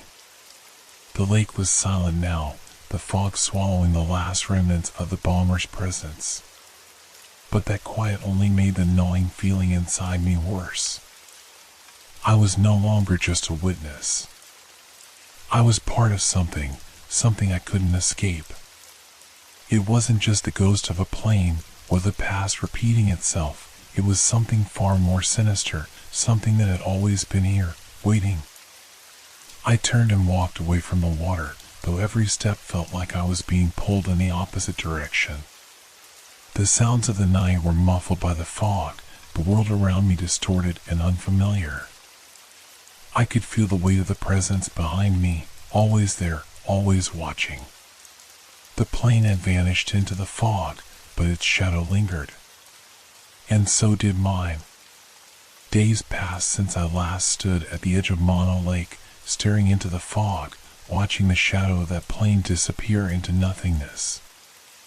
I tried to push the memory to the back of my mind, to move on with my life. But every time I closed my eyes, I saw it, that plane, the one that wasn't supposed to exist, the one that had appeared from the past like a ghost, so real and tangible. And the feeling, the pull, the compulsion to return, to uncover its secrets, only grew stronger. I couldn't stop thinking about it. It was as though something had taken root inside me, some strange, inexplicable obsession that wrapped its tendrils around my thoughts. I couldn't explain it. The more I tried to forget, the more the memories clawed their way to the surface. The bomber. The fog. The low hum of its engines, like a whisper in my ears, just out of reach, but always there. It wasn't just curiosity. It was something deeper. Every waking moment, I found myself thinking about Mono Lake, about the shadow of the plane, about the sensation of it flying low across the water, like it was calling me. I had heard the stories, the warnings from the locals, but they felt distant now, irrelevant. Fear wasn't enough to keep me away anymore. It had become an old friend, one I had grown too familiar with. And that feeling, the one that had once terrified me, was now a part of me, like an addiction. I didn't know why I felt drawn to the lake. Why I couldn't resist. It wasn't just the historical mystery of the lost bomber, the unanswered questions that seemed to haunt the air around Mono Lake. It was something else. Something darker. Something I couldn't put into words. Every time I thought about it, I felt this tug, deep in my chest, like an invisible force pulling me back. I kept telling myself I was just seeking answers. That I needed to understand what I had seen, to make sense of it. But I knew that wasn't the whole truth. There was a darkness there, a call, and I couldn't escape it. It wasn't just the plane itself that haunted me, it was the lake, the mystery of it, the way it seemed to hold some terrible secret that, no matter how hard I tried, I couldn't let go of. At night, the dreams started. They were brief, but intense. I'd find myself standing at the edge of the water, watching the bomber appear out of the fog, the low rumble of its engines filling the air. I'd reach out, drawn toward it, helpless to stop myself. But before I could touch the water, the plane would vanish, leaving only the echo of its engines in the still night air. Each dream left me shaken, as if I had brushed against something I wasn't supposed to touch. And when I woke, I found myself staring into the darkness of my room, drenched in sweat, my heart racing, a sense of longing that I couldn't shake. It was as if I were searching for something, or someone, that I couldn't quite remember. But the worst part was the silence that followed. During the day, when the sun was high and the world was normal, I felt its absence, the absence of the lake, of the bomber. Like a missing piece, a fragment of my reality that had been torn away and replaced with something darker, something unknown. I told myself to leave it alone, to forget about Mono Lake, about the bomber, about the pull I felt in my chest. But I knew deep down that I wasn't capable of that. I had to go back. I told myself that I was just being foolish, that this obsession, this fear, was simply the result of stress, of too much time spent alone. But the truth was undeniable. There was something out there. And it wasn't just a figment of my imagination. It was real. I couldn't fight it anymore. Something inside me had shifted, and now I was a prisoner of that pull. It had taken over my thoughts, my every waking moment. The lake had found a way into my soul, and no matter how much I tried to resist, I couldn't escape it. And so, despite the warnings, despite the dread that I knew would rise up inside me the moment I stepped back onto its shores, I knew I had to return. The lake was calling, and I could no longer ignore it. The plane's appearances at Mono Lake had become more frequent, almost regular, as if it had settled into a rhythm, a schedule that only it understood. It was no longer just an occasional shadow in the mist, a fleeting glimpse of something that felt like it belonged to another time. Now, I knew when it would appear, like the turning of a page, and my body would tense in anticipation each time I felt the air shift. At first, I tried to convince myself it was a coincidence, that I was simply overthinking things. But the truth was undeniable. The plane was getting closer, each time more vivid, more real, as though the veil between worlds was growing thinner with each passing day. And every time I saw it, I felt myself drawn further into its wake, further into its pull, as though I were standing on the edge of a cliff, peering into an abyss that was waiting for me to fall. I couldn't escape it. I didn't know how. The nightmares started soon after. They weren't like any dreams I'd ever had before. They weren't fleeting images or vague recollections. They were real, tangible, as if I had stepped into the past and was reliving something I wasn't supposed to remember. In each nightmare, I was on board the bomber, no longer an observer, but a part of it, as though I had always been there. I could hear the engines, the low hum that vibrated through the walls of the aircraft, the same sound I had heard when the plane flew over the lake. The air inside the cabin was thick with tension, the smell of oil and metal filling my nose. The men around me, strangers, yet somehow familiar, were silent, their faces frozen in grim determination.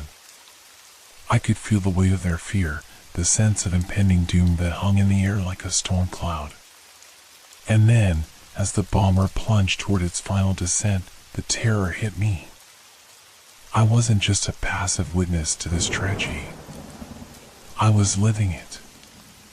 I could feel the shift in the air, the sudden drop in altitude, the violent turbulence that rocked the aircraft.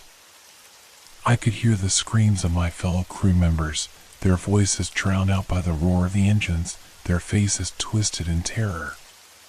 The plane was going down. I knew it then, with a certainty that left no room for doubt. The crash was coming, and there was nothing I could do to stop it. I tried to move, to escape, but my body wouldn't respond. I was trapped, helpless, as the world around me twisted and broke apart. And just as the ground rushed up to meet us, just as the final scream tore through the air, I would wake up, heart pounding, chest heaving, drenched in sweat, the vivid image of the plane's final moments still seared into my mind.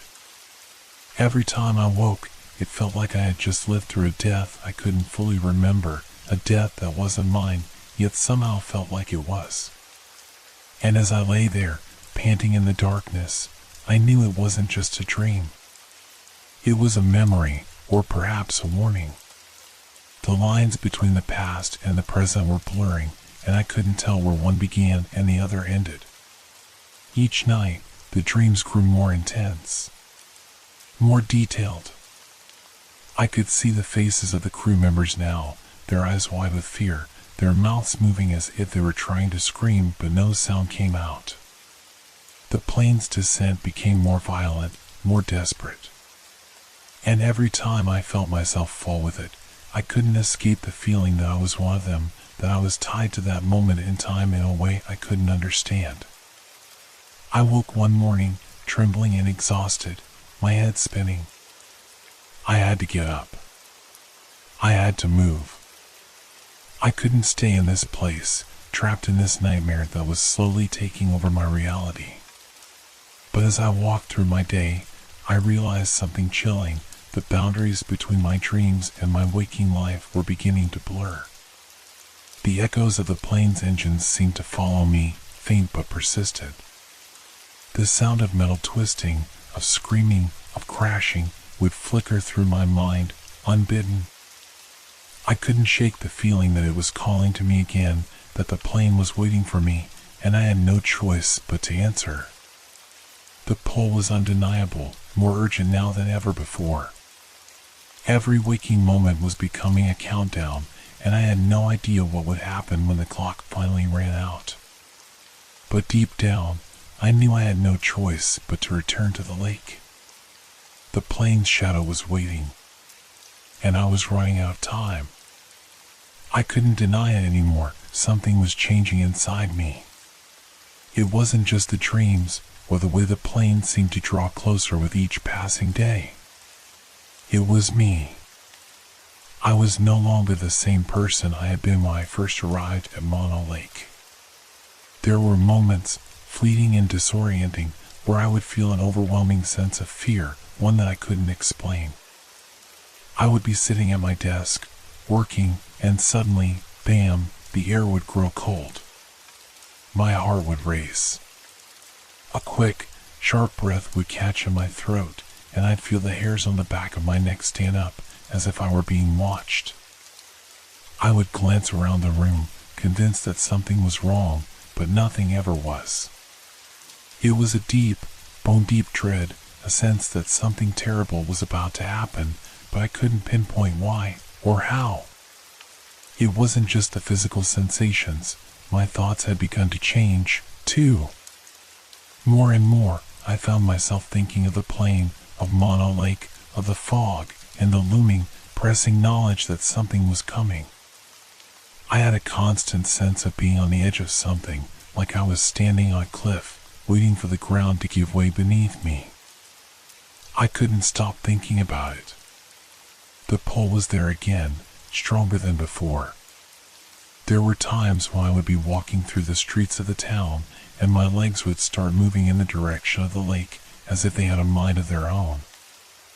I'd have to force myself to turn around, to walk the other way, but the pull was always there, tugging at me, urging me closer. I had become aware of the darkness growing inside of me, and it terrified me. I would be sitting in my car, waiting at a stoplight, and out of nowhere, a flood of panic would overtake me. My hands would tremble on the steering wheel, my breath coming in shallow gasps. I'd look out the window, and for a split second, I'd see it, the plane. It would appear in my mind's eye, streaking across the sky, its engines roaring. The image would be so vivid, so real, that I would almost feel the vibrations of its engines rattling my bones. But when I blinked, it was gone, and I'd be left with nothing but the thudding of my heart in my chest. Sometimes, the fear wasn't even triggered by the thought of the plane. It would come out of nowhere, like a storm on a clear day. I would wake up in the middle of the night, gasping for air, my body covered in cold sweat. I'd hear something, or maybe I'd just imagine it, a low hum, like the sound of an engine in the distance, or the soft shuffling of footsteps behind me. My eyes would dart around the room, scanning for anything that could explain the sensation. But I never saw anything. It was as if the world around me had started to close in, suffocating me with its unseen weight. I couldn't trust myself. I couldn't trust my own mind. I was losing control, and the more I tried to fight it, the worse it became. I knew the lake was calling to me. It always was. But now, it was different. It wasn't just the urge to go back. It was a need, a hunger, and with it came a creeping sense of doom. At times, I would find myself standing in front of the mirror, staring at my reflection, and I wouldn't recognize the person staring back. There was a wildness in my eyes that wasn't there before. A desperation, a hunger that clawed beneath my skin. I would have to look away, afraid that if I kept staring too long, I would lose myself completely. The people around me were starting to notice, too. I could see it in their eyes, pity, concern, fear. They would say things like, "You don't look so good," or "You've been acting different lately." And I could tell that they didn't understand. How could they? They hadn't seen what I'd seen. They hadn't felt the pull, the way it gnawed at your soul, dragging you deeper with every breath. There were moments, too, when I found myself drifting through the day in a haze, disconnected from everything around me. I would be talking to someone, but it would feel like I was watching myself from a distance, like I was in a dream. My thoughts weren't my own, they were fragments, broken pieces of something else. Something far darker. I began to question everything I had once known. Was this some kind of psychosis? Was I losing my mind? Or was it something else, something supernatural? The thought gnawed at the edges of my consciousness, and I couldn't rid myself of it. The closer I came to the lake, the stronger the feeling became. Like I was becoming part of something that had always been there, something ancient, something wrong. The lake, the plain, the fear, it was all tangled together, growing inside me, feeding off my confusion. I couldn't stop myself from going back. I didn't want to stop. But every time I approached Mono Lake, I felt that same cold fear in my chest, the undeniable sensation that something was waiting, watching, and I couldn't escape it. I didn't know how much longer I could keep going, how much longer I could fight whatever was growing inside me. The boundaries between the past and the present, between my dreams and my waking hours, were fading fast. And with every passing day, I felt myself slipping further into something I didn't understand. All I knew was this: I couldn't stop. And that scared me more than anything else. I couldn't ignore it any longer. The pull had become too strong, the sense of impending doom too real. It was as if the lake itself had become a part of me, wrapped around my soul like a cold, suffocating shroud. I had to understand what was happening, why I was being drawn into this nightmarish cycle. I needed answers, real answers. The locals in town spoke in hushed tones about the plane and the crew that had vanished so many years ago. But their stories were fragmented, incomplete, scattered rumors passed down over generations. No one seemed to know the full truth, and everyone who had claimed to see the plane had either moved away or grown silent. But there was one person who might know more.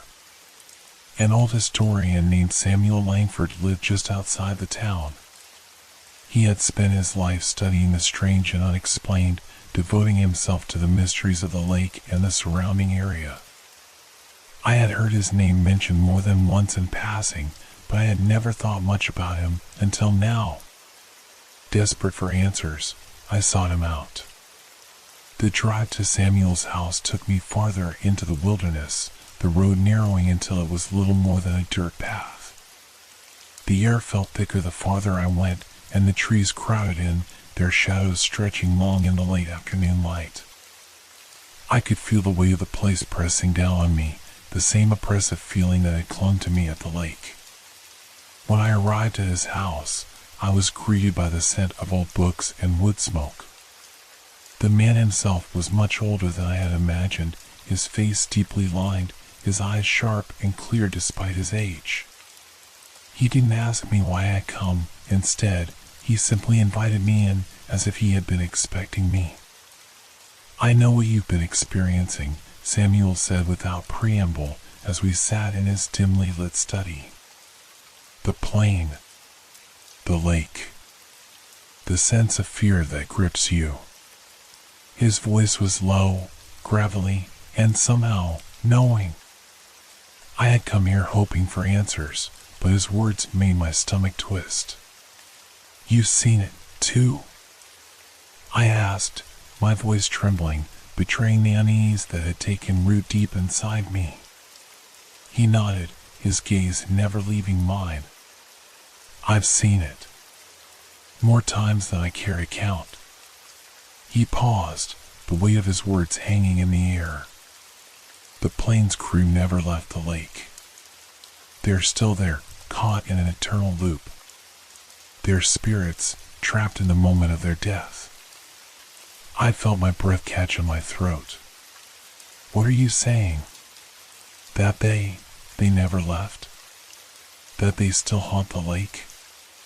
Samuel's eyes grew distant as he leaned back in his chair. Yes.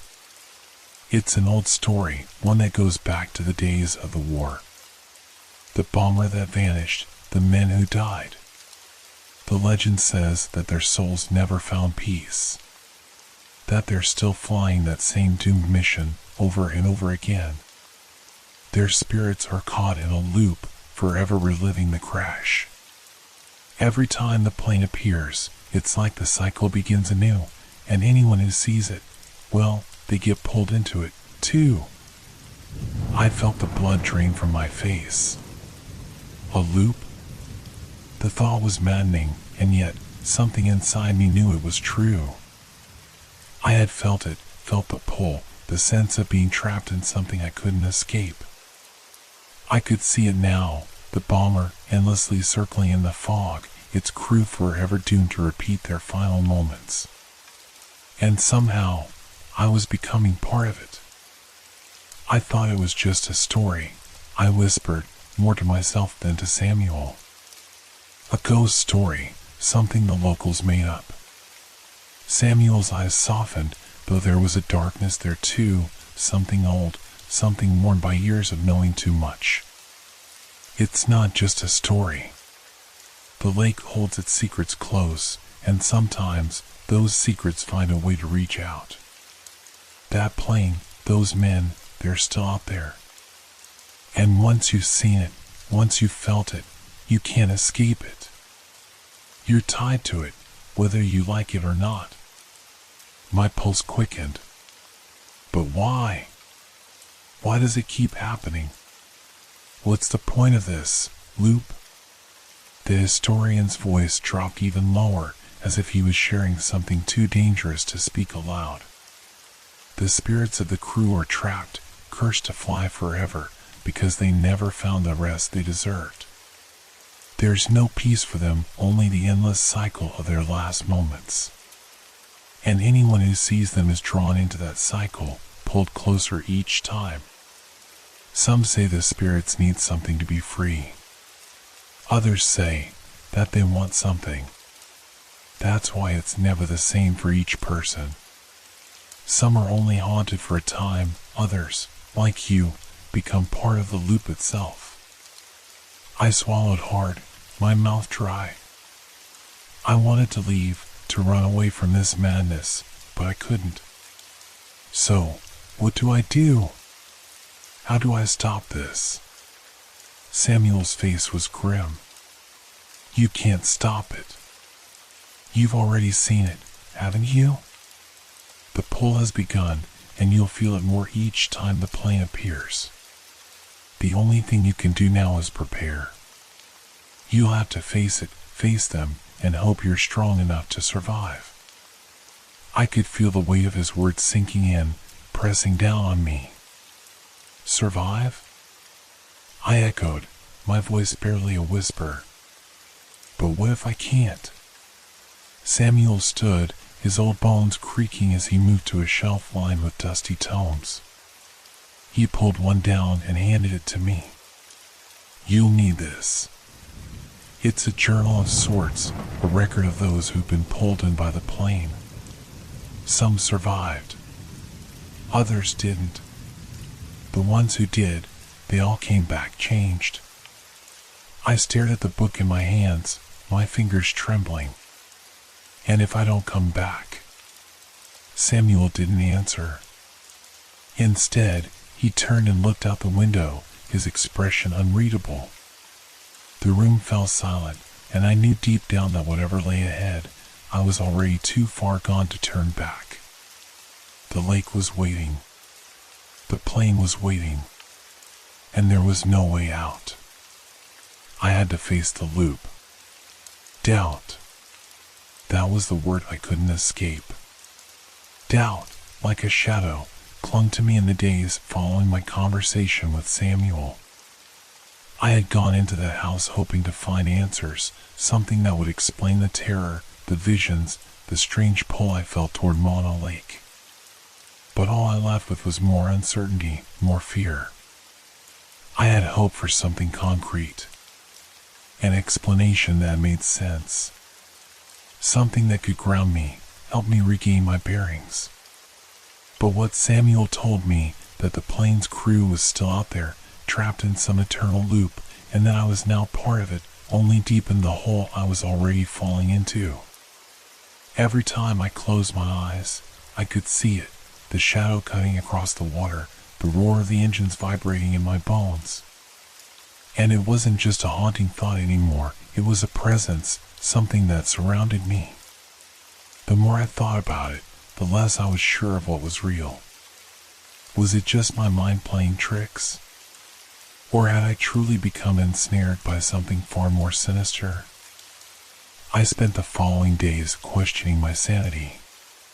My reflections in windows, mirrors, even puddles of water seemed unfamiliar, off. I would catch glimpses of myself, but something felt wrong, like I wasn't really me anymore. There were moments when I wondered if I had already lost my mind. The dreams had become worse, more vivid. I would wake up gasping, the aftertaste of the bomber's engine still rattling in my ears. I had begun to relive the crash, or at least what I imagined it might have been. The sensation of falling, of the cold, hard metal twisting beneath me. I would wake up to find my body trembling, soaked with sweat. But the strangest part was how the plane had ceased to be a mystery to me. It no longer felt like an enigma to solve or a phenomenon to study, it had become something personal. I started hearing it even when it wasn't there. The hum of an engine in the distance, the sudden roar of metal, the thrum of air passing through wings. It was never loud enough to be real, but it was always there, quiet, insistent. And with every sound, the urge to go to the lake became stronger. The whispers, the pull, grew into something so insistent, so overwhelming, that I couldn't ignore it. It wasn't just a feeling anymore. It was an invitation. Come to me. You are part of this. I had become obsessed, unable to push it aside. Even though my logical mind screamed at me to stop, to walk away, I could feel the plane's presence pressing in from all sides. Every creaking floorboard, every gust of wind, every shadow seemed to whisper its call. It was as though the plane and I were no longer separate entities. The longer I fought it, the more I felt its hold on me, tightening with each passing hour. I found myself planning my next trip to the lake, not with the hesitation I had once had, but with a kind of quiet resignation. I had to go. I knew that, deep down, it was no longer about solving the mystery. It was about being there. I needed to face it, to feel it close to me, to understand it in a way I never could before. As I stood at the window that evening, watching the sun dip below the horizon, I realized how far I had fallen. The lake was no longer just a place I visited, it was becoming a part of me. And I could feel the finality of it, the weight of the decision I was about to make. I had to go back. And I knew, deep down, that this wasn't a simple decision. It was a choice between confronting something that I could no longer ignore or letting it consume me entirely. I closed my eyes, feeling the cold, suffocating air of the lake seeping into my very bones. I could hear it now, clearer than ever, the rumble of the bomber's engines. The invitation was unmistakable. You belong here. It wasn't just a ghost. It was something far more insidious.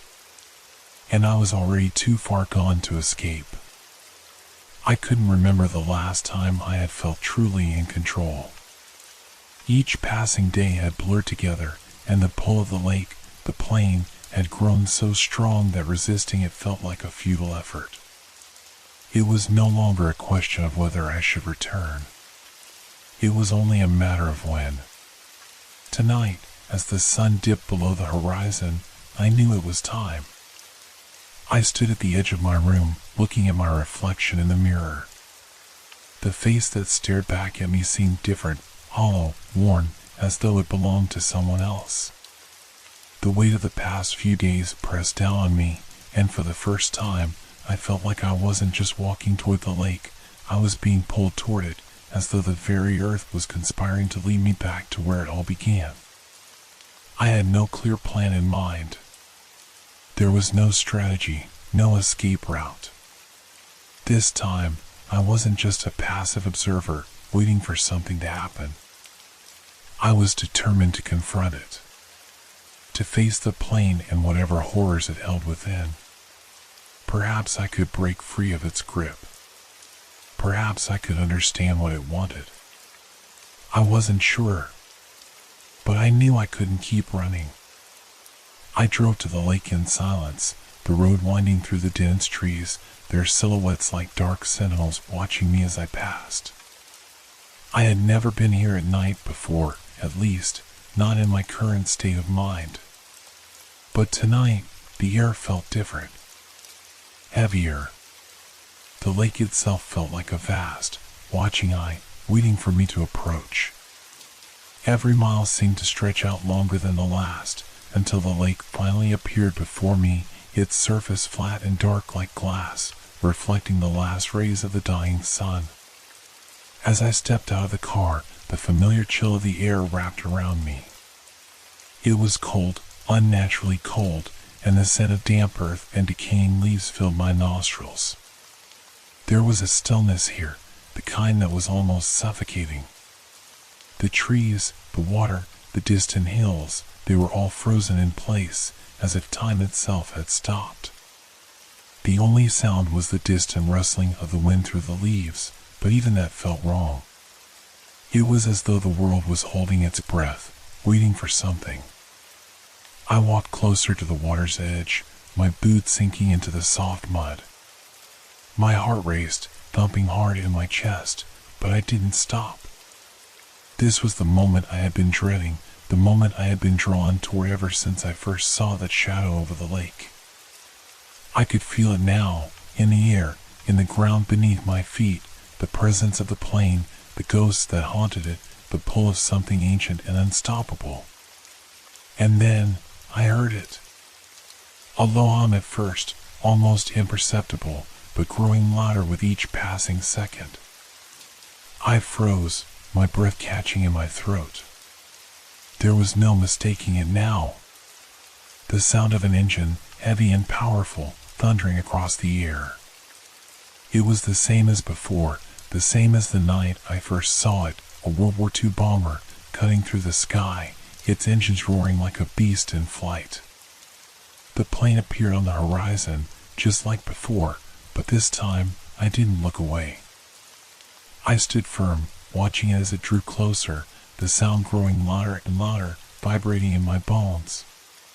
The shadow stretched across the water, low and menacing, its outline growing more defined as it came nearer. I could hear the whirring of the propellers, the mechanical thrum of the engine, the very air around me quivering with the force of its presence. It was almost as if the lake had come alive. The water rippled and surged, pushed by unseen currents, as though the plane's very existence was affecting the world around me. My heartbeat quickened, but I refused to move. I had to see this through. I had to understand. The bomber was directly above me now, and the air felt thick with fear. I could see the outline of the crew, their forms dim and indistinct through the cockpit windows, but their faces were impossible to make out. The sight of it, the sheer realness of it, was overwhelming. I could feel the wind from the plane's engines battering against my skin, the force of it tugging at my clothes. The urge to run, to flee, was overwhelming. But something inside me, a deep, instinctive pull, kept me in place. The plane had come for me. And now, I had to face it. I had to confront whatever this was, whatever curse had bound me to it. I stepped forward, my feet moving of their own accord, closer to the water, closer to the plane.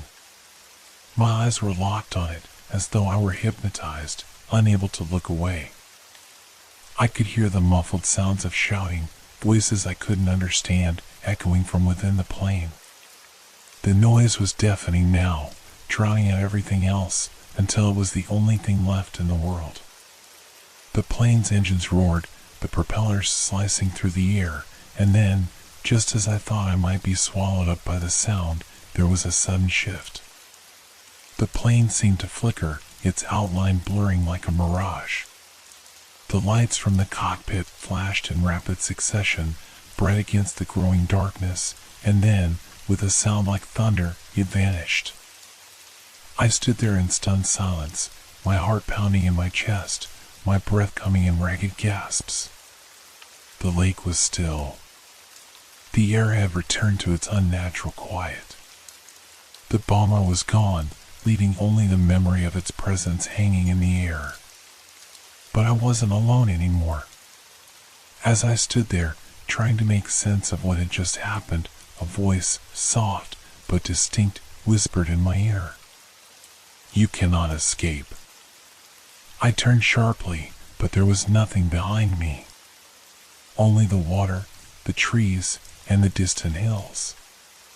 And yet, I knew it wasn't over. Not by a long shot. The plane had shown me its power. And in doing so, it had made its message clear. This wasn't just some ghostly apparition. This was something real. Something that would not let me go. The confrontation had begun, but it was far from finished.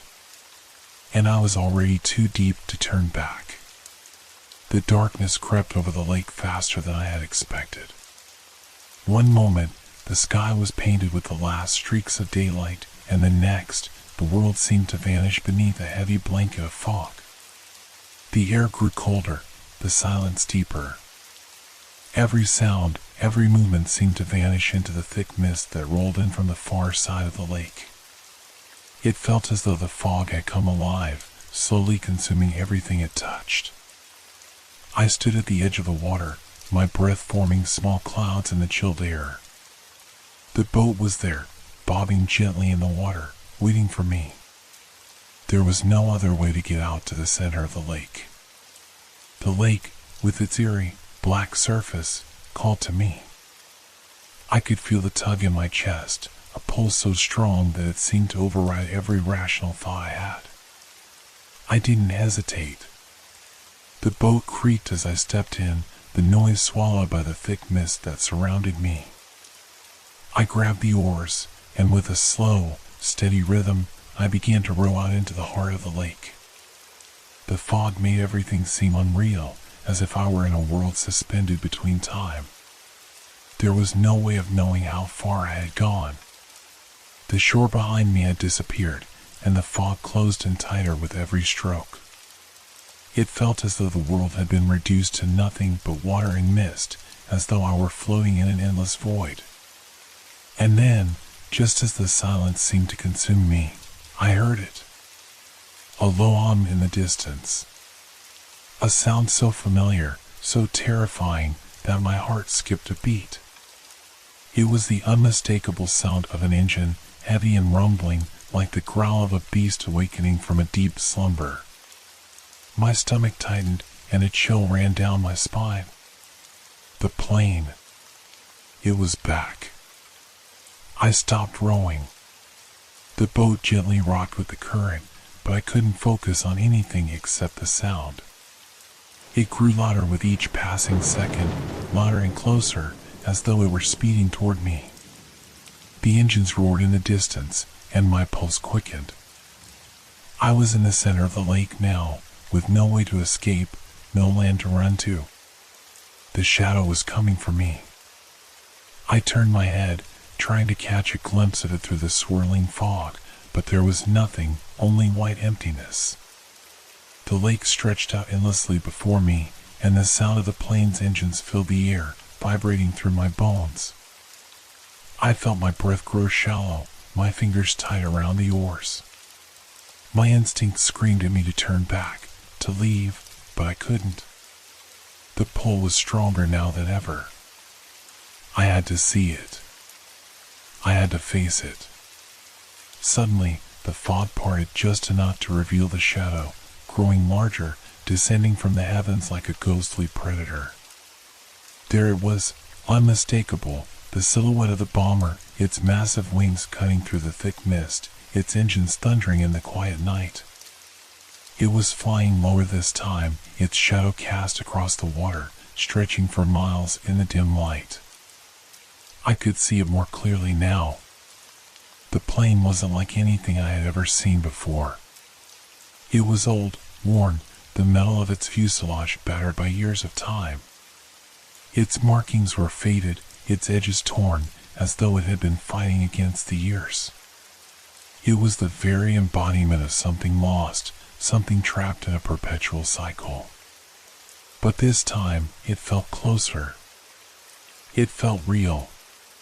The boat rocked violently beneath me as the plane passed overhead, its engines roaring like thunder. My heart raced, and for a moment, I thought the plane would collide with me, the sheer force of its presence overwhelming my senses. The cold wind from the plane's passage nearly knocked me over, and I clung to the boat, my knuckles white against the wood. But the plane didn't stop. It continued to pass overhead, low and slow, as if it were circling me. It felt as though the very air had become thick with its power, its presence wrapping itself around me like a shroud. I felt the pull again, stronger than ever. It was as though the plane was drawing me in, calling me to follow it. The boat began to move on its own, rocking violently as if pushed by an invisible force. My body trembled, but I couldn't look away. The urge to chase it, to follow it, was overwhelming. I didn't even question it anymore. I just knew I had to go. With one last glance back at the shore, I abandoned the oars. The boat drifted silently toward the plane, guided by a force I couldn't comprehend. The fog closed in tighter, until the world was reduced to nothing but the echo of the engines and the dark shape of the bomber looming ahead. The lake had swallowed me whole, and I was following the plane deeper into its grip. The plane loomed before me, impossibly close, its massive shape filling my vision. I could hear its engines roaring like a beast in flight, the sound deafening, drowning out everything else. The mist had parted entirely now, leaving nothing but the plane, the water, and me. It was no longer just a distant shadow. It was here, hovering above the lake, a phantom of the past made flesh and metal. I could see every detail, the battered wings, the fading insignia, the twisted, rusted metal. The plane was so close that I could feel its presence physically, pressing down on me like a weight in my chest. The roar of its engines vibrated through my bones, and for a moment, I forgot where I was. The world outside this moment ceased to exist. There was only the plane. The boat rocked again, harder this time, and I barely caught myself. The force of the turbulence was unlike anything I had ever felt. But I didn't care. I couldn't care. All I could think about was the plane and the pull. It was a compulsion, a magnetic force that drew me toward it, compelling me to move, to go to it. My body responded before I could think, my muscles tensing, my legs shifting, my heart racing. I felt the sharp, cold air of the lake hitting my skin, the water beneath the boat lapping up against the edges. But none of it mattered anymore. I was drawn to the center, to the plain, as though it had become an extension of myself, a part of me that I could no longer resist. Suddenly, the compulsion grew stronger, more insistent. My hands gripped the sides of the boat tightly, but I couldn't stop myself. The pull was unbearable. It was as though something deep inside me, something ancient, had been awakened. A voice, barely a whisper at first, echoed in my mind, growing louder with every passing second. Jump. I looked at the water. It was dark, uninviting, a swirling mass of shadows and ripples. The surface seemed to beckon, shimmering beneath the mist, like the mouth of some great, endless abyss. But the voice wouldn't stop. The urge to dive in, to plunge into the depths of the lake, was almost overwhelming. My heart raced. What am I doing? I thought. This is madness. But even as I thought it, I stood up, my body moving without my consent. My hands were trembling, my feet unsteady, but I couldn't stop. It was as though something outside of me was in control, guiding me, urging me forward. Without thinking, I jumped. The cold water hit me like a wall, sharp and numbing, and for a moment, I lost my breath. The lake swallowed me whole, dragging me down into its depths, the murky water closing over my head. My chest constricted, panic rising as I struggled to push back to the surface. But the compulsion, the pull, was still there, stronger than ever. I broke the surface, gasping for air, but the plane was still there, directly in front of me. It hadn't moved. It was as if it were waiting for me. The roar of its engines vibrated the water around me, sending ripples through the dark surface. I kicked my legs, trying to swim, trying to keep my head above water, but my body was no longer in control. It was as though the water itself was guiding me, pulling me forward, pushing me toward the plane. I didn't question it. I couldn't. I was drowning in the need to get closer, to feel the plane, to understand it. The fog swirled around me, thick and dense, and the world shrank down to nothing but the plane and the water. Every stroke I took brought me closer to it, and yet, no matter how far I swam, the distance between us never seemed to change. It was as if the plane was both right in front of me and impossibly far away, taunting me, keeping me just out of reach. I heard the whisper again, this time clear and unmistakable. Come closer. The voice was not outside me, but inside me. It was my own voice, but it wasn't mine. It was ancient. It was wrong. And yet, I obeyed. I swam harder, kicking against the water with frantic energy, my heart thudding in my chest. I was almost there. I could feel it. I was close. So close. And then, just as I reached the plane, something shifted. The surface of the water rippled violently, as though some great force beneath was stirring, and with it came a sudden, terrible splash. The plane, which had been so still, so impossibly real, flickered. Its edges blurred, as if made of smoke or mist. It was fading, disappearing, but not in the way I had seen before. This time, the plane wasn't just vanishing, it was pulling me in with it. I reached out, my fingers brushing the cold, metal surface, but it was as if I were trying to touch a mirage. The moment my hand made contact, a terrible cold shot up my arm, numbing my whole body. My lungs burned, my vision blurred, and for a moment, I wasn't sure where the plane ended and I began. The world spun around me. And then, just as suddenly as it had appeared, the plane was gone, swallowed by the mist, leaving me alone in the lake, gasping for air. The compulsion faded, leaving only a deep, lingering emptiness. But I could still feel it. It wasn't over. And I was no longer just a witness.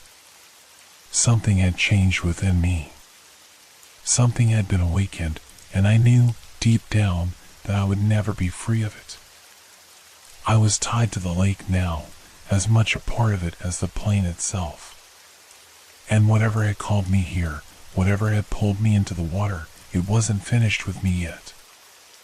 I wasn't alone in the water. The coldness that had gripped my body intensified, turning my limbs stiff as I swam toward the place where the plane had been. The fog thickened again, rolling in like an impenetrable wall, and the air around me felt heavy, suffocating.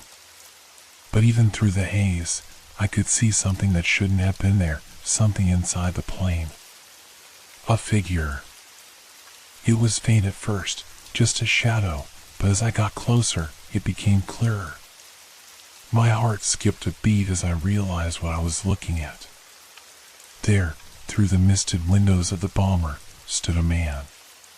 His uniform was torn and stained with age, his face pale and ghostly, yet unmistakably human. His eyes, wide with a kind of desperate, silent plea, locked onto mine. The man reached out. His hand, translucent and shimmering, pressed against the glass, his fingers moving slowly, almost deliberately. For a moment, I felt an overwhelming wave of emotion, fear, sorrow, desperation. It flooded me all at once, as if I were the one trapped in that plane, unable to escape, doomed to repeat some terrible fate. His hand reached out further, the chill of the water seeming to freeze my very soul. I stopped. My body refused to move forward any longer. I had been drawn to this moment, but now that I was here, facing this haunting vision, I felt a terror that I couldn't explain. This wasn't just a phantom. It wasn't a simple ghost or a trick of the light. This was something far older, far more tangled with the threads of time itself. This was an echo. I could feel it in the depths of my being. The plane, the man, none of it was really here. It was a memory, a trapped moment from the past, endlessly replaying, just out of reach, as if time had bent and fractured at this spot on the lake. The bomber had disappeared into the mist during the war, and now it returned, not as a simple ghost, but as a piece of history, caught in a loop of repetition. The man inside the plane, his face pale and filled with sorrow, seemed to plead with me, begging me to understand, to see what he had experienced. His lips moved, but no sound reached me, only the roar of the plane's engines, deafening and endless. He was trying to communicate, but the words never came through. His eyes were filled with regret, with a kind of deep, unfathomable pain. I tried to call out to him, but my voice seemed to be swallowed by the water. The words felt pointless, lost in the vast emptiness around me. I couldn't even bring myself to move closer. There was something wrong, so wrong, about the way he reached for me, as though his hand were not just asking for help, but pulling me toward the past. I wasn't sure what would happen if I let him touch me. The realization hit me like a thunderclap. I wasn't just seeing the plane or the crew member. I was experiencing it. The lake, the plane, and its crew were caught in some kind of supernatural prison, locked in the moment of their final flight. They were repeating it over and over, as if they could never escape. This was no ordinary haunting. This was a fracture in time itself, a moment locked in a cycle of agony, unable to break free. The ghostly crew member, his hands still pressed against the glass, seemed to grow more frantic, his movements faster now, his expression distorted by fear and desperation. He wanted out. He needed to escape. But the more I watched, the more I understood that he couldn't. And neither could I. A deep sense of dread took hold of me, suffocating in its intensity. The realization tore through me with horrifying clarity. I was not just an observer. The pull, the compulsion, it wasn't random. It wasn't a coincidence. This plane, this ghostly echo of the past, had chosen me. I had been pulled here for a reason.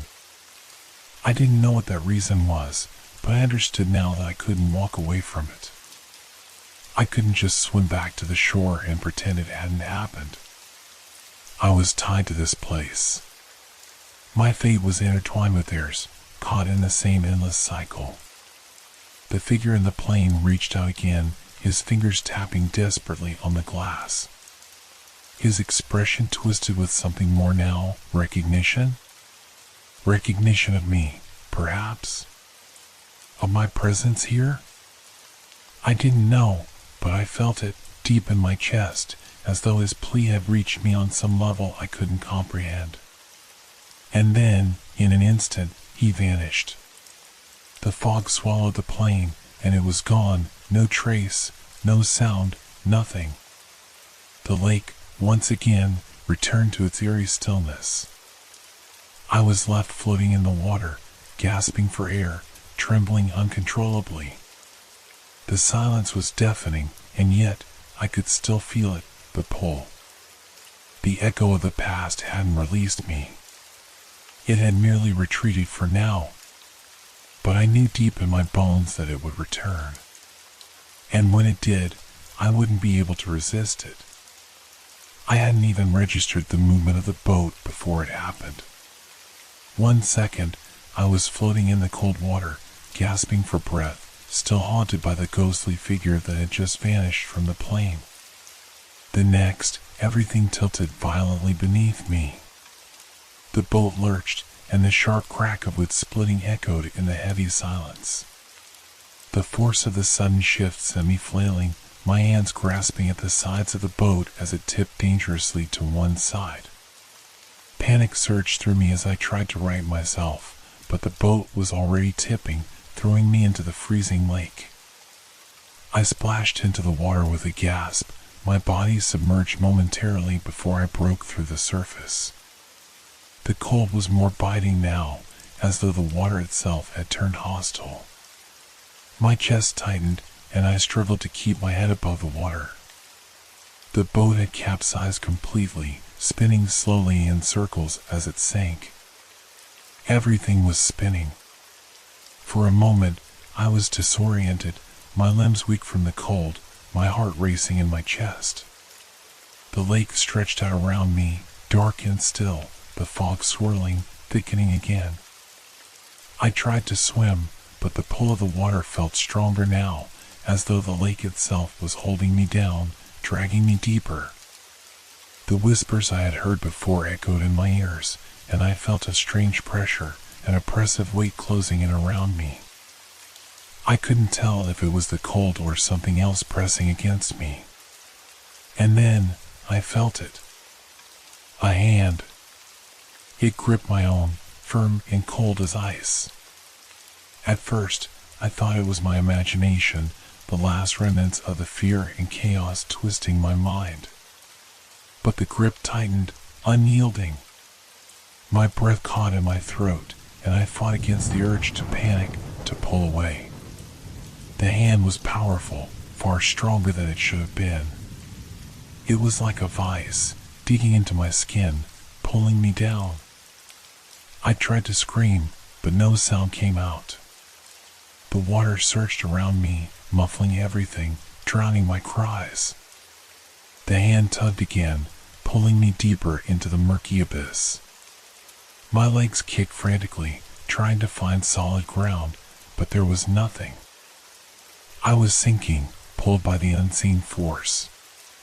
The water felt heavier now, as if it were alive, and the cold that clung to me wasn't just from the lake, it was something else, something ancient and unforgiving. This is it, I thought. This is how it ends. The hand didn't let go. It pulled me deeper, and I couldn't escape. I could feel it dragging me into the depths, its grip relentless, like it was pulling me toward the wreckage of the past, the wreckage of the plane, of the crew that never left. My vision blurred as I was pulled down, the surface of the water growing distant. Panic surged through my veins. I couldn't breathe. I couldn't see. But all I could feel was the hand, unyielding, pulling me further, deeper. It was then that I saw it again. The plane. This time, I could see it clearly, even in the depths. It was beneath me, just out of reach, hovering like a dark shadow beneath the water. The ghostly figure of the crew member stood at the windows, his hands still pressed against the glass.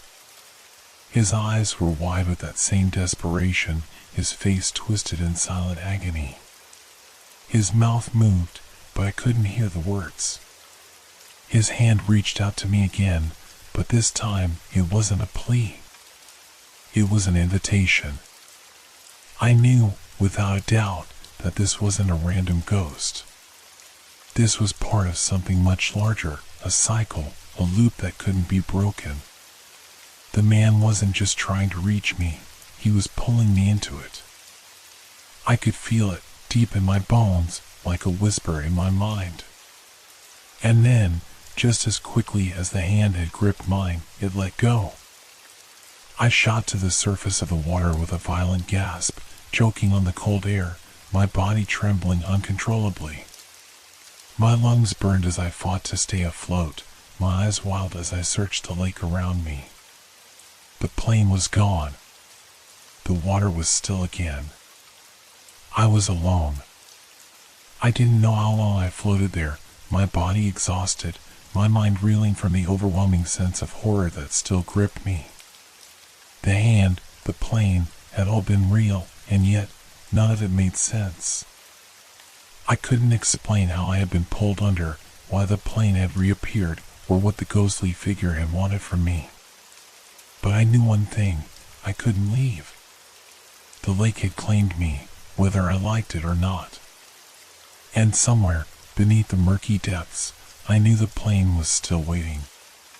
The cycle would continue. And next time, it would pull me even deeper. I didn't know how long I had been submerged. The water around me was cold, and every movement felt sluggish, as if I were swimming through thick tar instead of clear lake water. My body ached from the frigid temperatures, my limbs stiff, but I wouldn't stop moving. Panic gripped me, my chest tight as I fought to stay afloat in the vast, suffocating darkness. I couldn't see the surface, couldn't even tell which way I was swimming. The water pressed in around me, an endless void, and yet, through it all, one thing remained constant. The hum. It was low at first, a faint vibration that buzzed at the edges of my consciousness, but then it grew. It filled my ears, my chest, my very bones. The sound was unmistakable, the heavy, rhythmic hum of engines. It was distant, like the rumble of thunder on the horizon, but I felt it deep within me, resonating in my skull. It was the sound of something massive, something that shouldn't be here, moving through the darkness. The unmistakable hum of an aircraft. I tried to shake the feeling, to push it away, but it only grew louder, drawing closer, until it was all I could hear. The sound wasn't coming from above, where the surface should have been. No, it was coming from all around me, vibrating through the water itself, as though the plane, the ghostly bomber, was circling beneath me, just beyond reach, waiting. I couldn't see it, but I knew it was there. The realization hit me like a jolt of electricity. I wasn't just submerged in water. I was submerged in time. The lake, the fog, the plane, they weren't just physical things anymore. They had become something else, something far more insidious. I was drifting through the shadow of the past, stuck in a moment that had long since passed, but refused to release me. The engines roared closer now, the vibrations so intense that they rattled my teeth. My heart hammered in my chest, the overwhelming sound of the plane's engine drowning out everything else. I wasn't swimming anymore. I was floating, helpless in the dark, pulled by an invisible force towards something that I didn't understand. A figure emerged from the murk, far below me, moving through the shadows like a living thing. My breath hitched, my body tensing in fear. It was too far to reach, too far to touch, but the pull, the compulsion, it was undeniable. The figure, a dark silhouette, loomed closer. For a moment, I thought it might be the crew member, the same ghostly figure that had reached for me before. But no, it wasn't him. The shape shifted and grew larger, and then I saw it, the plane.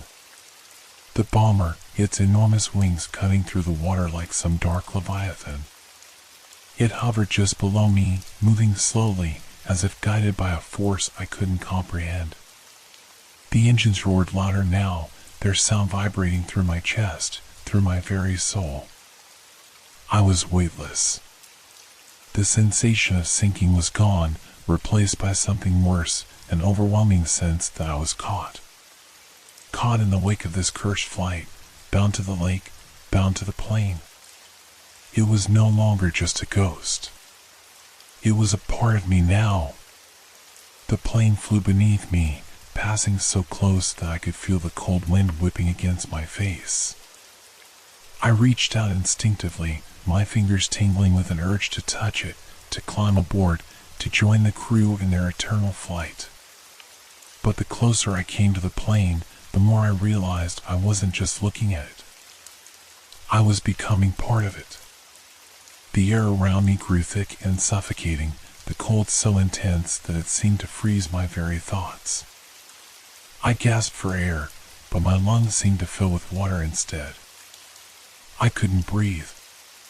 The plane's shadow stretched out before me, casting a long, dark shape across the water's surface. The crew member's ghostly face appeared in the window again, his eyes wide with terror, his hand pressed against the glass. I reached out, my hand trembling as I tried to touch the cold metal of the plane, but the moment my fingers brushed it, I felt a shock, a jolt of pain that shot through my arm, up my spine, straight to my brain. I pulled back, but it was too late. The feeling had taken hold of me. The pull, the compulsion, the deep, insatiable need to follow it, to join it. I was no longer floating in water. I was falling, drawn downward by the weight of history, by the weight of the plane itself, as if it had become a part of my very essence. The hum of the engines, the coldness of the water, the figure inside the plane, it was all merging together, a singular force, a singular purpose. The crew member's face was no longer desperate. It was inviting. His eyes glinted with something like recognition, and I realized with growing horror that he wasn't reaching out to pull me under anymore. He was reaching out to guide me. There was no escape. No way back. I was being pulled into the cycle, the endless loop. The plane's engines roared again, and I felt the pressure of it, the weight of time itself, crushing me as I sank deeper into the abyss. I tried to scream, to resist, but the water swallowed the sound, and the darkness closed in. The flight was endless. The cycle would never break, and I would never escape. The moment I realized I wasn't swimming anymore, I froze. My body, my own body, had become a stranger to me. It was moving without my consent, pulling me, forcing me forward with a will that wasn't mine. My arms were slicing through the water, my legs kicking, propelling me closer and closer to the wreckage. I could feel the cold seeping into my bones, but it wasn't just the temperature anymore. Something else was gripping me, something far deeper. I tried to stop. I told myself to stop swimming, to swim away, to turn around and leave this nightmare behind. But my arms continued to move, my legs continued to kick. The lake had a hold on me. The plane was still there, the engines roaring louder with each passing second, vibrating through my chest, filling my mind. The shadow of the bomber loomed beneath me, dark and unforgiving. I felt as though I were being guided, but not by anything human. It wasn't my own fear or panic that pushed me forward, it was something older, something far more insidious. A presence in the water, whispering to me with every stroke, pulling me closer to the wreckage of the plane. I wanted to scream. I wanted to fight it. But my mouth was full of water. I couldn't breathe. It was like I was drowning on land, choking on the air itself. My eyes burned with salt, and every breath felt like a struggle. I tried to force my body to turn, to break free, but my muscles were stiff, unresponsive, as though they had been replaced by some alien force. I couldn't control it. The plane's shadow moved beneath me like a predator, patient and calculating, following my every movement. The cold water seemed to press against my chest harder with each passing second, making every breath a labor. My heartbeat thundered in my ears. I could hear it more clearly now, louder than the roar of the engines. There was no escape. No escape. It wasn't just the lake that had trapped me. It was something worse. The wreckage, the bomber, had its claws in me, pulling me toward it. Every fiber of my being screamed for release, for freedom, but the more I struggled, the tighter the grip became. It was like I was trapped in an invisible net, woven by time itself, unable to break free. The wreckage was closer now, the dark, twisted remnants of the plane's fuselage rising up from the depths like a skeletal monument to death. I could see the jagged edges of the plane's wings, the rusted metal gleaming in the dim light that filtered down from above. The water around me seemed to grow colder still, the chill seeping into my very soul. And then I saw it. The shadow of a man inside the plane's broken window. A face pressed up against the glass, staring directly at me with wide, terrified eyes. It was him, the crew member. His face was gaunt and pale, his features twisted in silent agony. He was still reaching out, his hand pressed against the cold glass, his fingers splayed wide. I wanted to look away. I wanted to swim in the opposite direction, to forget what I was seeing, but my body refused to obey. My legs moved without me, my arms pulling me toward the wreckage, toward the ghostly figure. I wasn't moving on my own. The plane seemed to pulse beneath me, as if it were alive, as if it knew I was coming. The hum of the engines was deafening now, resonating through the water, vibrating in my chest. The closer I got, the more the pull intensified. The wreckage loomed large, towering like a shadow over the water, and the crew member inside continued to reach out, his face frozen in an expression of desperation. But then, something changed. The shadow inside the plane shifted. The figure no longer looked terrified. It was inviting. Its hand moved toward the broken window with a slow, deliberate motion, as if offering something, pulling me closer. The eyes, once wide with fear, now glinted with a strange, knowing recognition. It was as if he knew me. As if he wanted me to come. I could feel my body moving even faster now, pulled by an unseen force, my hands reaching out toward the wreckage, the broken, cold metal of the bomber. I didn't want to go, but I was powerless to stop myself. The deeper I sank, the heavier the pressure became, not just in my chest, but in my mind. The pull was undeniable. My body moved on its own, my breath shallow and panicked. Why couldn't I stop? The water seemed to grow darker around me, the light fading as if the depths were swallowing the world above. The figure inside the plane's window moved again, his hand pressing against the glass with a gentle thud, the fingers split out as if to guide me, to pull me into the wreckage. I had to resist. I had to fight it. But it was too late. The plane was no longer just a plane. It was something more, something that had been waiting for me. I was being pulled toward it, being drawn into the wreckage as if it were a grave, a tomb, where I would be trapped forever in the cycle. The wreckage was close enough now that I could see the jagged edges of the plane's wings, the rust and decay eating away at the metal. The shadow of the crew member's hand reached further through the broken window, his fingers brushing against the water as if beckoning me in. I could feel it. The urge. The compulsion to join him, to join them, to become a part of it. There was no turning back now. I wasn't swimming. I was falling. Deeper and deeper into the wreckage. Into the past.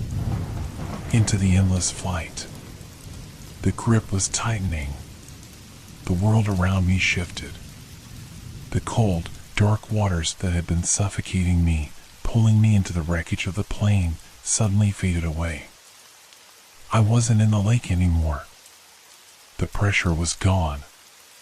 The hum of the engines was replaced by a sharp, deafening noise, a sound of gunfire, of chaos. I stood on the edge of a precipice, an abyss that stretched into a sky full of storm clouds. The air was thick with smoke and the acrid scent of burning metal. I wasn't alone. Around me were figures, men in flight suits, their faces smeared with sweat and fear, shouting orders to one another, scrambling for control. I could feel the tension, the desperation in their every movement. I realized, with growing horror, that I wasn't just witnessing this scene. I was in it. The plane, the same bomber that had been haunting me, was plunging through the sky, its wings trembling under the stress of the damage. The engines roared, sputtering, choking on the air. The cockpit shook violently. A man beside me, a crew member, was gripping the controls, his knuckles white with fear. His eyes were wide with panic, but his hands were steady, fighting to keep the plane level. "Stay with me," he screamed to the others.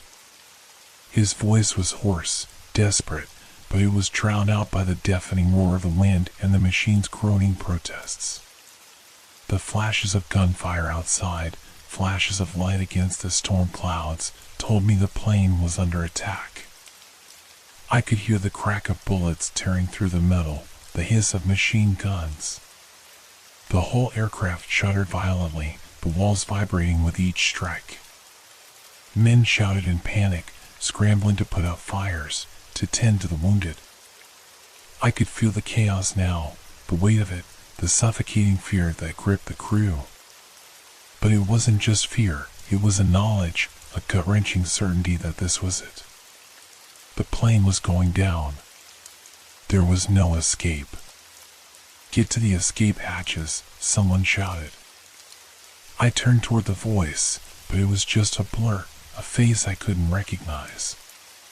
The crew was in full disarray now, some of them trying to bail out, others clinging to whatever they could, refusing to let go of the plane, the only thing they knew. But there was no escape. The bomber lurched again, twisting violently in the air. I felt the plane's fuselage rip open, the metal tearing like paper. The smell of burning oil and rubber filled the air. There was nothing to do now but wait for the inevitable. The plane was falling fast. Faster than I could comprehend. The descent was uncontrollable now, the ground rushing up, a black void of trees and water below. And then, the moment of impact. The world exploded. It was a violent, shuddering crash that felt like 1,000 voices screaming at once. The earth trembled beneath me as the plane tore into the ground, the force of the impact throwing me forward. I felt the air suck from my lungs, a sudden, suffocating weight. I was thrown into darkness. But it didn't last. The flashback rippled and twisted, pulling me into another scene. I could feel the coldness of the lake now, the icy water creeping into the plane's shattered fuselage. The crew members, struggling, drowning, their hands grasping at the water, were pulled into the depths by the weight of their wounds and the sinking wreckage. One of them, the man who had been at the controls, was trying to pull himself out of the wreckage, his face pale with panic. His mouth opened in a silent scream as he reached for the surface, but the water was already swallowing him, his body sinking deeper into the lake's cold embrace. No one was left. They were all drowning, pulled down into the darkness by the very thing they had been trying to save. Their faces contorted in agony, their arms flailing for something to hold on to. But the wreckage of the plane had already claimed them. And then, in the murky depths of the lake, the last thing I saw was the crew member's face, the same one who had been reaching out to me, his wide, pleading eyes locking onto mine. He didn't speak, but I heard his voice in my mind. Join us. The water was colder now. The grip of the plane's wreckage tightened around me, pulling me closer to the sinking bodies. I couldn't breathe. I couldn't escape. It was as if the lake itself had become a tomb, a place where the past never left, where the souls of the crew were trapped in the final moments of their deaths, endlessly repeating the agony of that last flight. And now, it was my turn. I could feel myself sinking, slowly, inexorably, into the depths. The crew member's face, his outstretched hand, was all that remained in my vision as I sank further. His fingers were long and pale, and they reached for me, the expression on his face filled not just with terror, but with need. Join us. The realization hit me like a wave. This wasn't just a crash. This wasn't just a ghostly plane repeating its final moments. This was a trap, an endless cycle that would never end, pulling me into the same tragic fate as the crew. It wasn't a mere crash. It was eternal. The lake had claimed them, and now it had claimed me. I was no longer an observer. I was part of it. Part of their final flight. And it would never end. The darkness of the lake was suffocating, the water around me chilling to the bone as I drifted deeper, helpless. I wasn't swimming anymore. I wasn't even fighting. My body had long since surrendered to whatever force had taken control, pushing me closer and closer to the wreckage of the plane. It was as if the lake itself were pulling me into its depths, sealing me into the final moments of those who had died here decades ago. Then, through the murk of the water, I saw something, a figure, almost ghostly, rising from the shadowy depths of the plane's wreckage. It was a man, his form flickering like a fading ember, translucent and pale, his features barely distinguishable beneath the water's surface. The faint glow of the moonlight above illuminated his outline, his eyes hollow, dark, an emptiness that seemed to go on forever. He was watching me. My heart slammed in my chest as I instinctively reached for the surface, but it was no use. The grip of the lake was too strong, too cold. I couldn't move, couldn't breathe. I was paralyzed. The figure, no, the ghost, moved closer, drifting toward me with a slow, deliberate pace. I could see the details now, his uniform, worn and ragged, the insignia of a World War II bomber pilot. His face was twisted in a grim expression, his mouth set in a firm, silent line. But his eyes, those eyes, they were alive, filled with an urgent, burning desperation that made my blood run cold. He reached out to me. His hand extended toward me, fingers splayed wide, trembling. I could hear his voice now, but it was a whisper, barely audible beneath the weight of the water. "Come." His hand beckoned to me, the motion graceful and unyielding, as if drawing me toward him, toward the wreckage. There was no mistaking it. He wanted me to come closer, to follow him. I could feel his presence surrounding me now, thickening in the water. The pressure on my chest was unbearable, the cold sinking deeper into my skin. The urge to move, to obey, was overwhelming. I wanted to pull away, but something inside me, a force I couldn't fight, pushed me forward. "Come to us." The words echoed in my mind, not spoken, but felt, an invitation I couldn't refuse. The plane's wreckage loomed ahead, its twisted form almost seeming to pulse in the water. The ghost's eyes never left me, his expression filled with the kind of quiet torment that only the dead could understand. His fingers beckoned again, and the coldness surrounding me grew more intense, pulling me in. I wanted to scream, to swim in the opposite direction, to break free from the grip of this nightmare. But every fiber of my being screamed yes. My limbs moved of their own accord, my body betraying me as I swam toward the wreckage. As I got closer, I saw him more clearly. The pilot's face was gaunt, his features faded by years of decay, but the terror in his eyes was still fresh. I could see it now, not just fear, but a yearning, a desperate longing for something he couldn't reach, for something he couldn't escape. "Come closer." His voice was more distinct now, but it wasn't a command. It was a plea.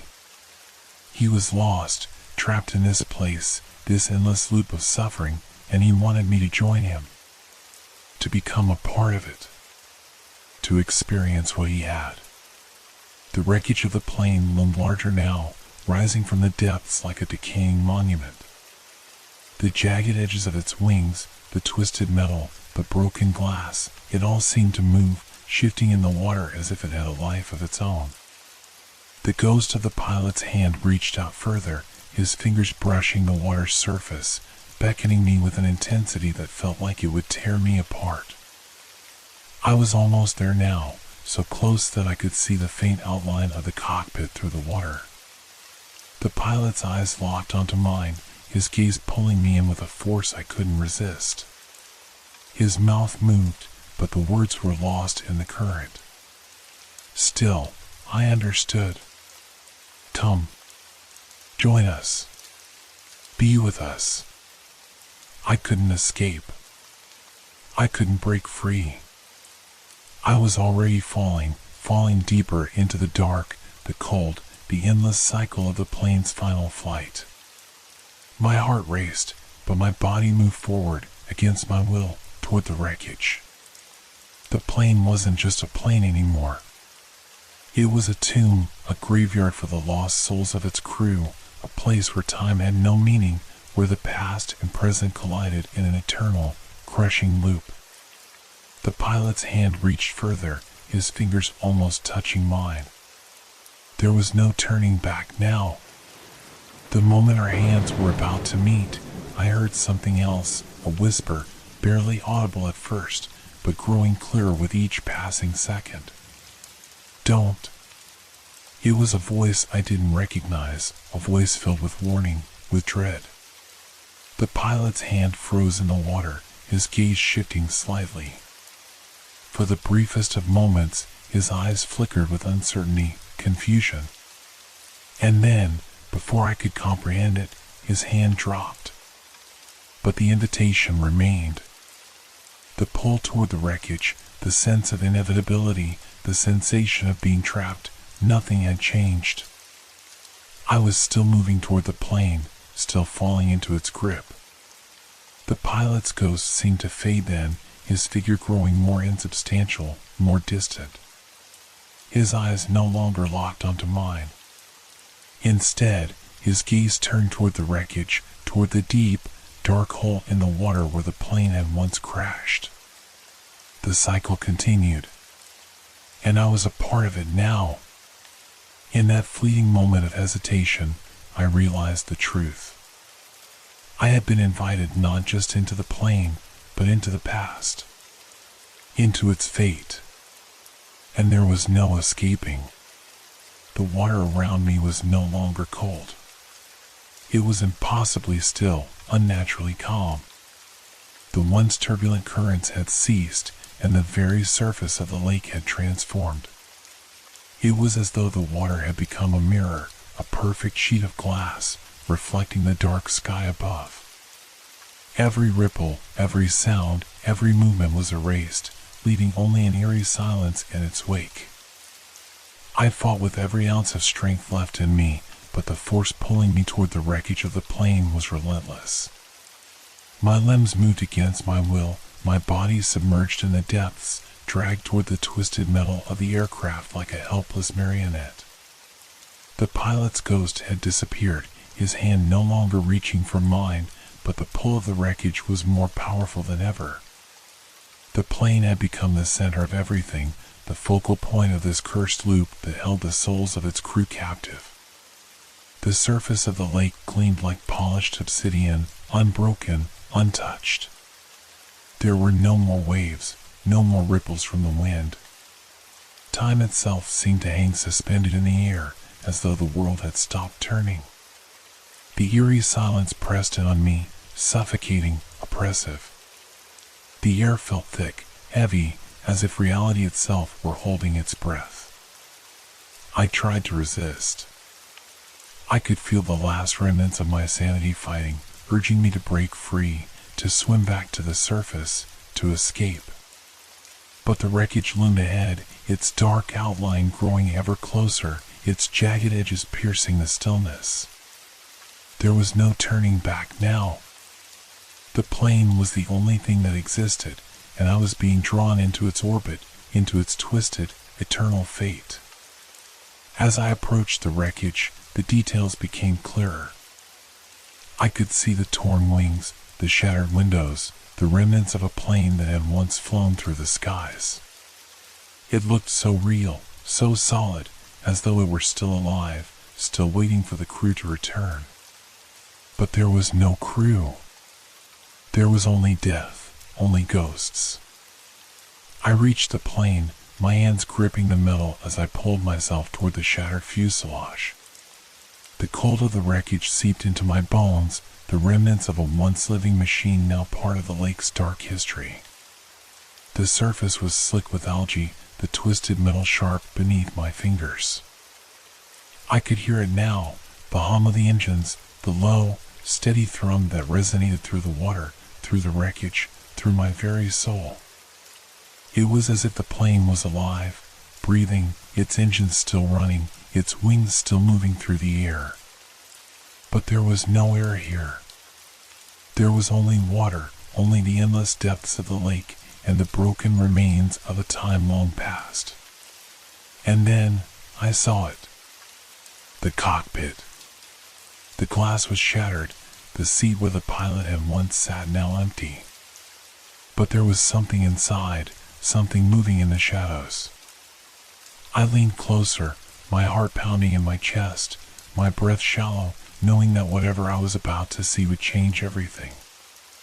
A figure emerged from the dark recesses of the cockpit, its form faint but unmistakable. A man. The pilot. His ghostly figure appeared from the shadows, his face gaunt, his eyes wide and unblinking. He wasn't looking at me, no, he was looking past me, as though waiting for something or someone. His mouth opened, but no words came. There was no sound, no voice, only the movement of his lips, an endless repetition of silent pleas. I couldn't understand it. I couldn't comprehend what he wanted from me, why he was here, why he was waiting. But then, I realized something far more terrifying. I wasn't alone. The surface of the lake had become still, unbroken, a perfect mirror. And in that glass-like surface, I saw something else, another reflection. A reflection that wasn't mine. There, in the glassy water beneath me, I saw myself. My face, distorted by the water's stillness, staring back at me with a hollow expression. But this wasn't me. This wasn't the person I had been just hours ago. This was something else, someone else. It was the pilot's reflection. The face of the man I had seen only moments ago in the cockpit was now staring back at me, trapped in the water beneath me, reaching for me with outstretched hands. The same ghostly figure, his hollow eyes locked onto mine. It was as if time had warped, had bent, and now I was part of his endless cycle. I was the one who had joined him, the one who had entered the plane's doomed fate. My breath caught in my throat. The realization struck with crushing force. I was not just a witness to this tragedy. I was becoming a part of it. The lake had claimed me, as it had claimed all those before me. The surface of the water rippled, distorting their reflections. But the figure, his figure, remained. There was no escaping it. I could feel his presence, his desperation.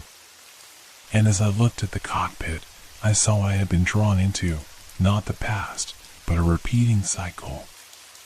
A plane, a crew, and an endless loop of death and despair. I was now part of their flight. An eternal journey. The water closed in around me, and the plane's hum grew louder, louder, until it drowned everything out. The lake had stopped time, and in this timeless void, I was forever bound. Forever part of the crew. Forever part of the flight. And as the wreckage of the plane began to fade into the depths, I realized the truth. There would be no end. No escape. Only the endless flight, spiraling into oblivion through the cold, dark waters of Mono Lake. I broke through the water, gasping for air, my lungs burning as I clawed at the surface, desperate for breath. The cold night air hit me with a jolt, but it felt distant, foreign. It wasn't the rush of oxygen I expected. It was a sharp, unnatural sensation that made my chest tighten in a way I couldn't explain. My body moved, but my mind was somewhere else. Somewhere far from the lake, far from the world I had once known. I was back on the shore, the shoreline of Mono Lake stretching out before me, but everything looked different. The familiar rocks, the whispering winds, the dark water, it all felt wrong, as though the lake had shifted, or I had. The world seemed thinner now, fragile, like the edges of a dream about to shatter. The air was colder than it had been before, and I could taste the salt of the water on my lips, even though I had not swallowed a drop. It lingered, sharp and bitter. I stood on unsteady legs, my heart racing, but there was no panic. No fear. Just an overwhelming sense of calm, almost like the lake was holding me in its grip, like I had never left. Like I had always been here, in this space between reality and oblivion. The memories of the wreckage, of the pilot's ghost, of the endless flight, they were still there, lingering in the back of my mind, but they didn't feel like my memories. They felt like someone else's, someone I had become, someone who had been part of that doomed crew for far longer than I had realized. My hands trembled, but it was a distant tremor, as though my body was still adjusting to the new reality it had been thrust into. I looked down at myself. My clothes were soaked, heavy with water, clinging to my skin, but I didn't feel the chill of the night air. I felt empty. Not in a way that suggested loss, but in a way that made me question whether I had ever truly been whole to begin with. Had I really come back from the lake? Or had I always been part of its dark history, woven into the very fabric of its cursed waters? The truth was starting to settle in like a weight in my chest, pressing down on me, filling every inch of my body with an unshakable certainty. I wasn't the same person who had arrived at Mono Lake weeks ago. I wasn't even the same person who had entered that plane's wreckage. I had crossed a threshold, one that I couldn't return from. I had joined them, the lost souls, the ghosts of the crew, forever trapped in that eternal loop. Their flight was now my flight, their fate now my fate. There was no breaking free. I looked out over the lake, and for the first time, I felt its presence, its vast, infinite stillness, as if the water itself was alive, waiting for me. A sudden, low hum cut through the silence. It was faint at first, but unmistakable.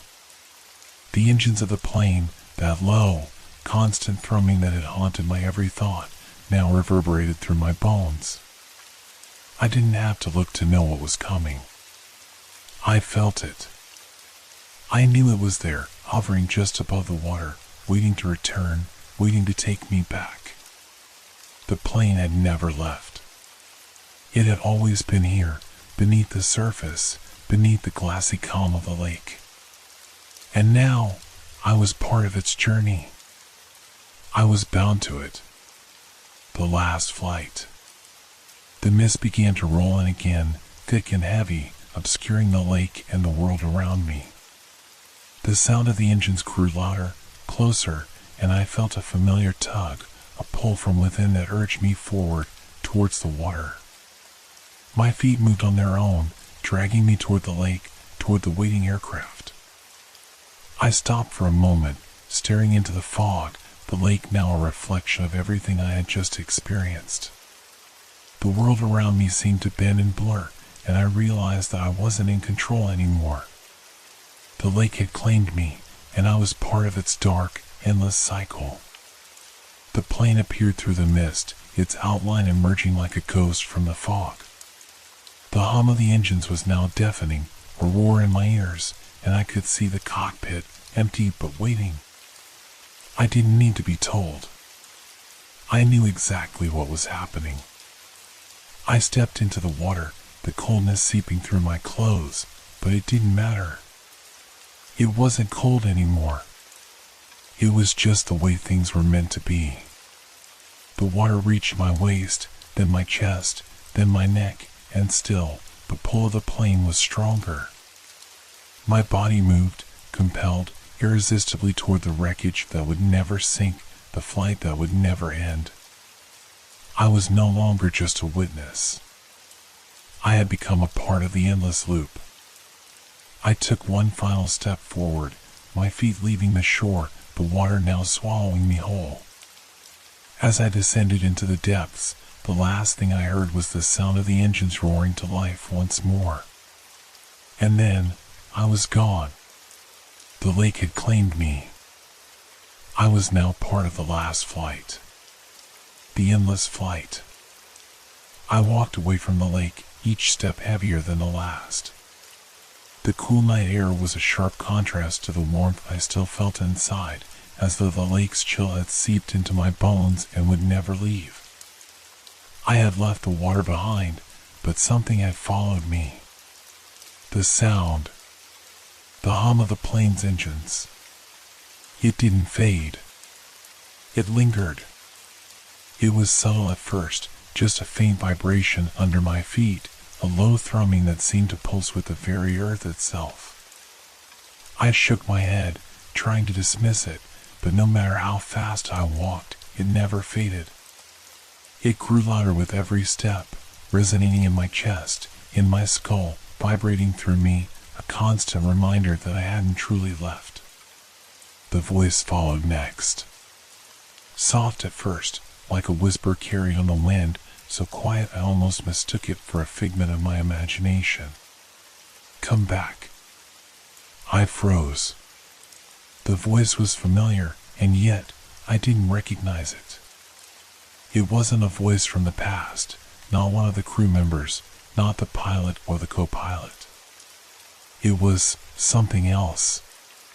Something older. Something deeper. I swallowed hard, the taste of the lake still in my mouth, bitter, salty. My hands were clammy, my pulse racing. It was impossible. I had left. The plane was gone. But the voice wouldn't let me believe that. It echoed through the night, filling my thoughts, drowning out everything else. Come back. I spun around, but the lake was just as I had left it. Calm. Silent. Unyielding. There was nothing there. Nothing that could have spoken those words. But somehow, the words were there. They were inside me now, inside my head, inescapable. I took a deep breath, my chest tightening. My feet seemed to be moving of their own accord, turning back towards the lake. A cold weight settled over me, something deeper than fear, something primal, like I was being drawn by an invisible force I couldn't resist. The hum of the engines was louder now, almost deafening, and I realized with a sickening jolt that it wasn't coming from the lake. It wasn't the plane. It was coming from me. It had always been inside me. The voice whispered again, now sharper, more urgent. Come back. I felt the compulsion surge within me, a tidal wave of desire that I couldn't fight. Every part of me screamed to turn away, to run, to escape whatever this was, but it was no use. My body felt detached, like it no longer belonged to me. It was as though I were being pulled by strings invisible, but undeniable. I could feel the lake's pull once more, stronger than ever, relentless. The fog was rolling in again, thicker now, and the sound of the engines reached a crescendo, filling my mind completely. My heart raced as my feet dragged me back toward the shore. The lake, the plane, the ghosts, they were waiting for me. I stopped, just a few feet from the water's edge, the mist swirling around me, the sound of the engines deafening in my ears. Come back, the voice whispered one last time. I didn't fight it anymore. I turned and walked into the lake. Days passed since I had stood at the edge of Mono Lake, staring into the mist and hearing that whisper, the call to return.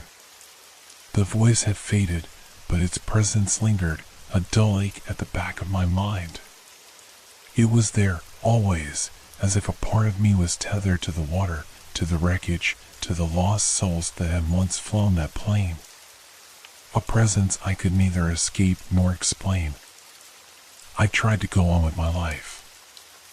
I tried to return to the world outside the lake, to the familiar rhythms of my days, work, meals, conversations, errands, but nothing felt the same. My feet moved on their own, and my hands felt like they belonged to someone else. I tried to fill the emptiness, to surround myself with the mundane, but it was futile.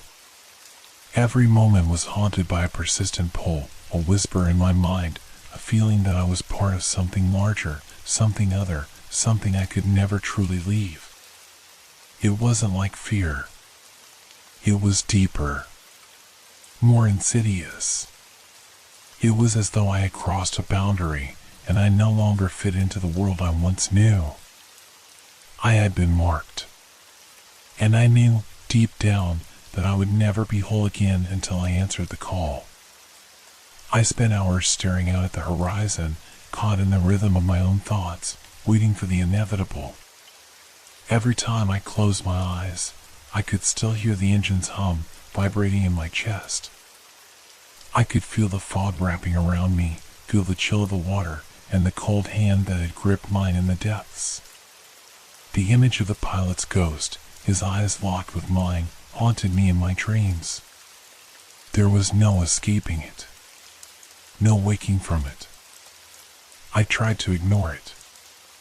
I told myself it was just an obsession, a symptom of my mind unraveling after weeks of obsession. But the feeling would not leave. I felt called, not to the lake, not to the plane, but to something far beyond it. Like I was a piece of something greater that had been broken off, a part of a forgotten history that could not be forgotten. The days turned into nights, and I couldn't sleep. When I did manage to close my eyes, I dreamed of the wreckage again. The same haunting images, but they were different now. The struggle for survival was no longer distant, it felt like my own. The crash, the screams, the cold. It was as if I had always been there, as if I was always meant to be part of it. I tried to tell myself it was just a story, a memory built on fear and fatigue. But deep down, I knew the truth. I wasn't an observer anymore. I wasn't a stranger. I was part of the lake now, part of the eternal loop of flight, of the crew, of the lost souls. I could feel their presence with me, in the quiet moments, in the spaces between heartbeats. It was as though they were waiting for me to return. I resisted, but the pull was growing stronger with each passing day. It was impossible to ignore.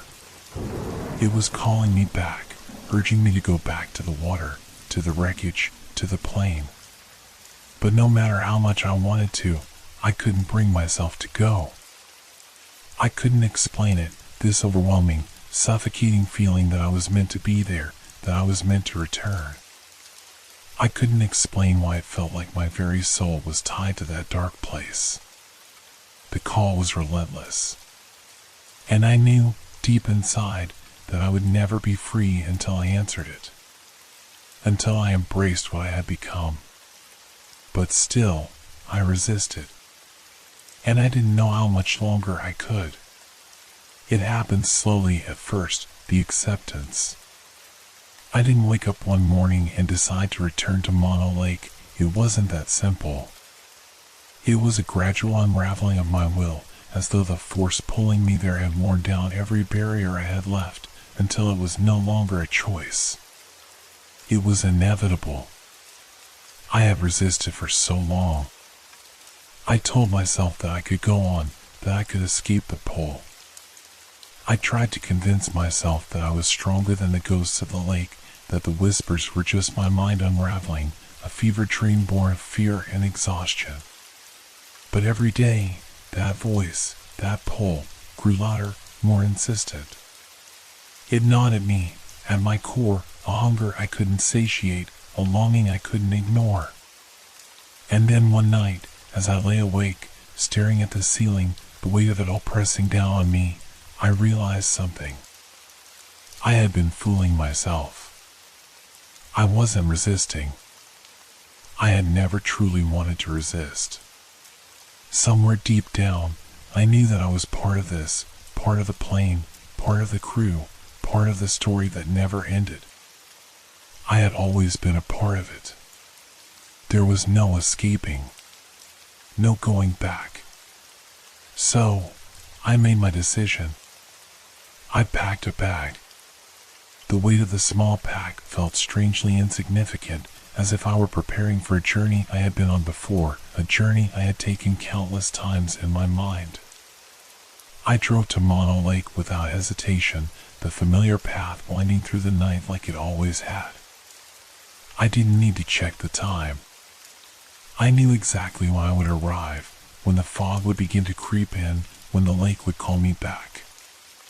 As I neared the water's edge, I could feel the change in the air. The stillness that had once felt peaceful now felt suffocating. The lake was darker than I remembered, its surface a glassy sheen reflecting nothing but the emptiness above. And then I heard it. The faint hum of the engines. It started soft, like a whisper, growing louder until it seemed to fill the air around me. My heart began to race. My breath caught in my throat. I could feel the pull on my chest, like a weight on my soul, urging me forward. I stepped out of the car, my legs unsteady, but my feet moving of their own accord, taking me toward the water. I didn't question it anymore. I didn't have to. The fog rolled in quickly, thick and damp, curling around me like a blanket. The sound of the plane grew louder, its engines roaring in the distance, but somehow it was also inside me, vibrating through my bones. My pulse was in sync with the beat of those engines, and I felt my body grow heavy, like it was no longer my own. I didn't fight it. The boat was where I had left it, tied to the dock. I didn't hesitate to climb in, the motion almost mechanical, as if I had done this 100 times before. The oars creaked under my grip, and I pushed off from the shore, gliding silently over the water, drawn toward the center of the lake. I didn't look back. There was nothing behind me anymore. The past was gone.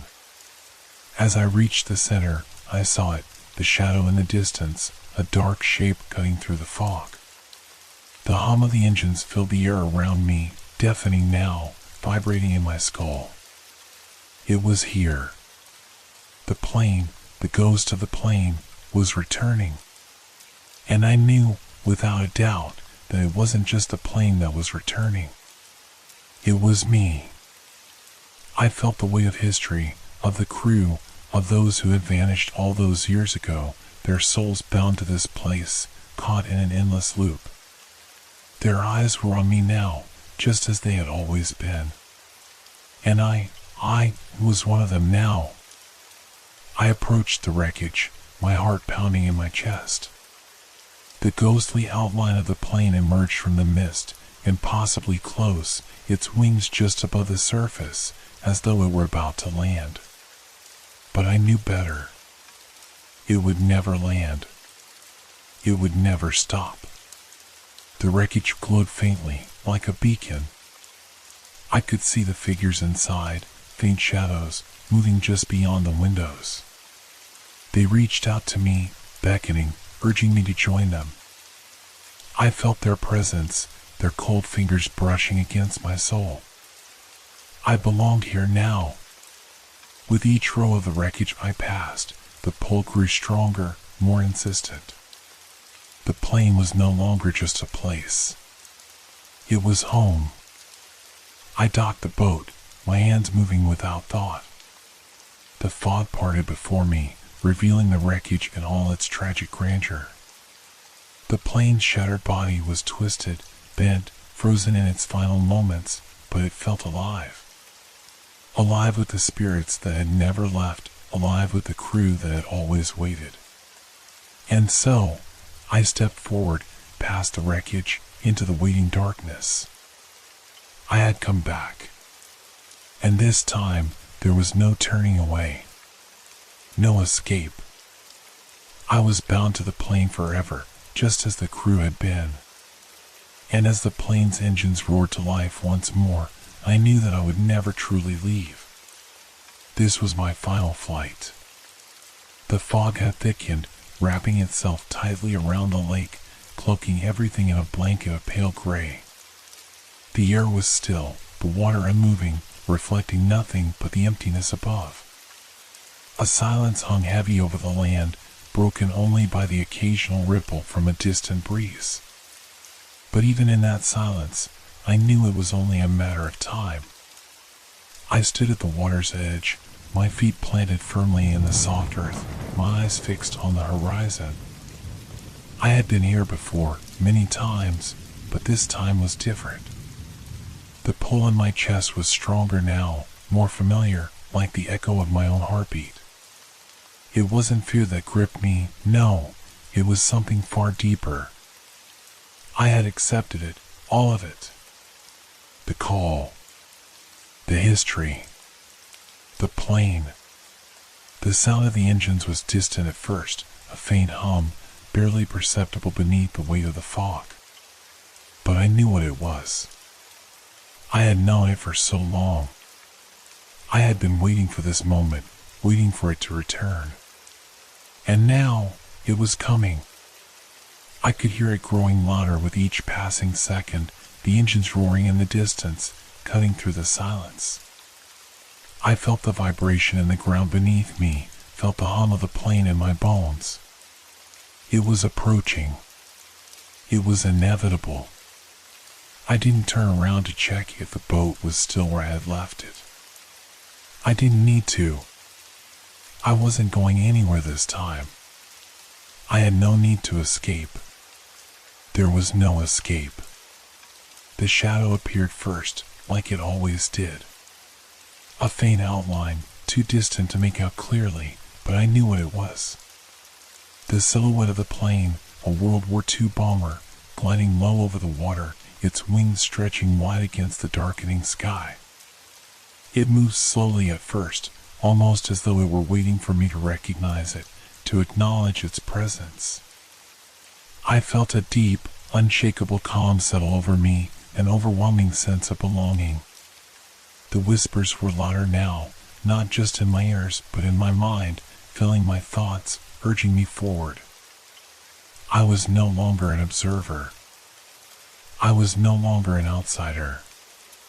I was a part of it, part of the plane, part of its history, part of its eternal flight.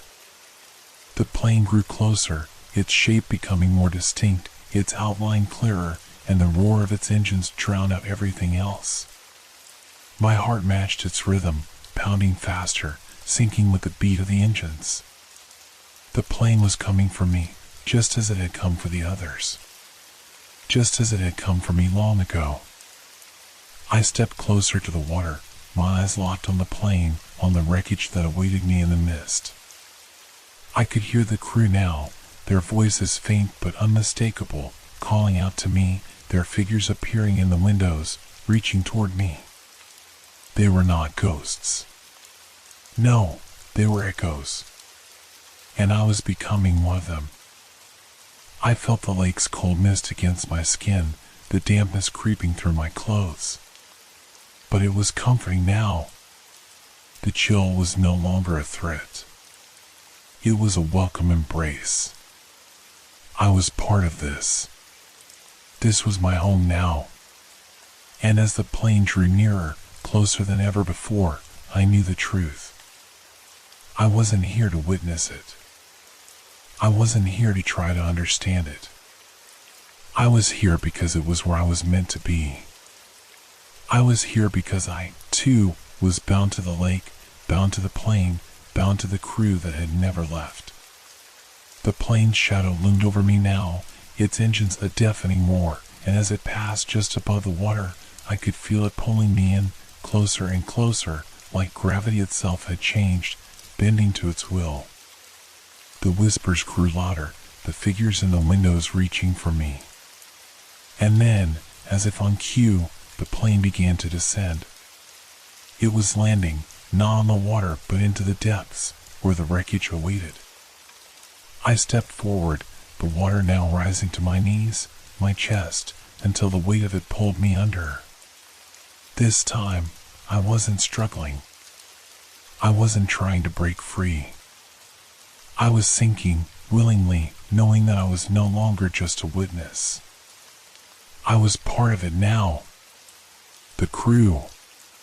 The plane. The endless flight. I was bound to them forever. The water closed over my head, and the last thing I heard was the hum of the engines, the sound of my own heartbeat syncing with the pulse of the plane. And then, nothing. But I knew, deep within me, that the flight would never end. Not for me. Not for any of us. We were all part of it now. And when the fog cleared, when the whispers faded into silence, the plane would return again. And so would I.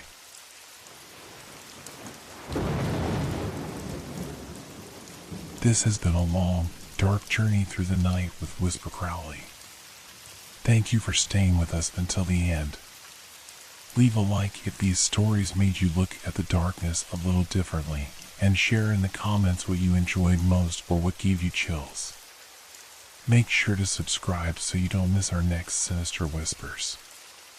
Until we meet again in the world of shadows.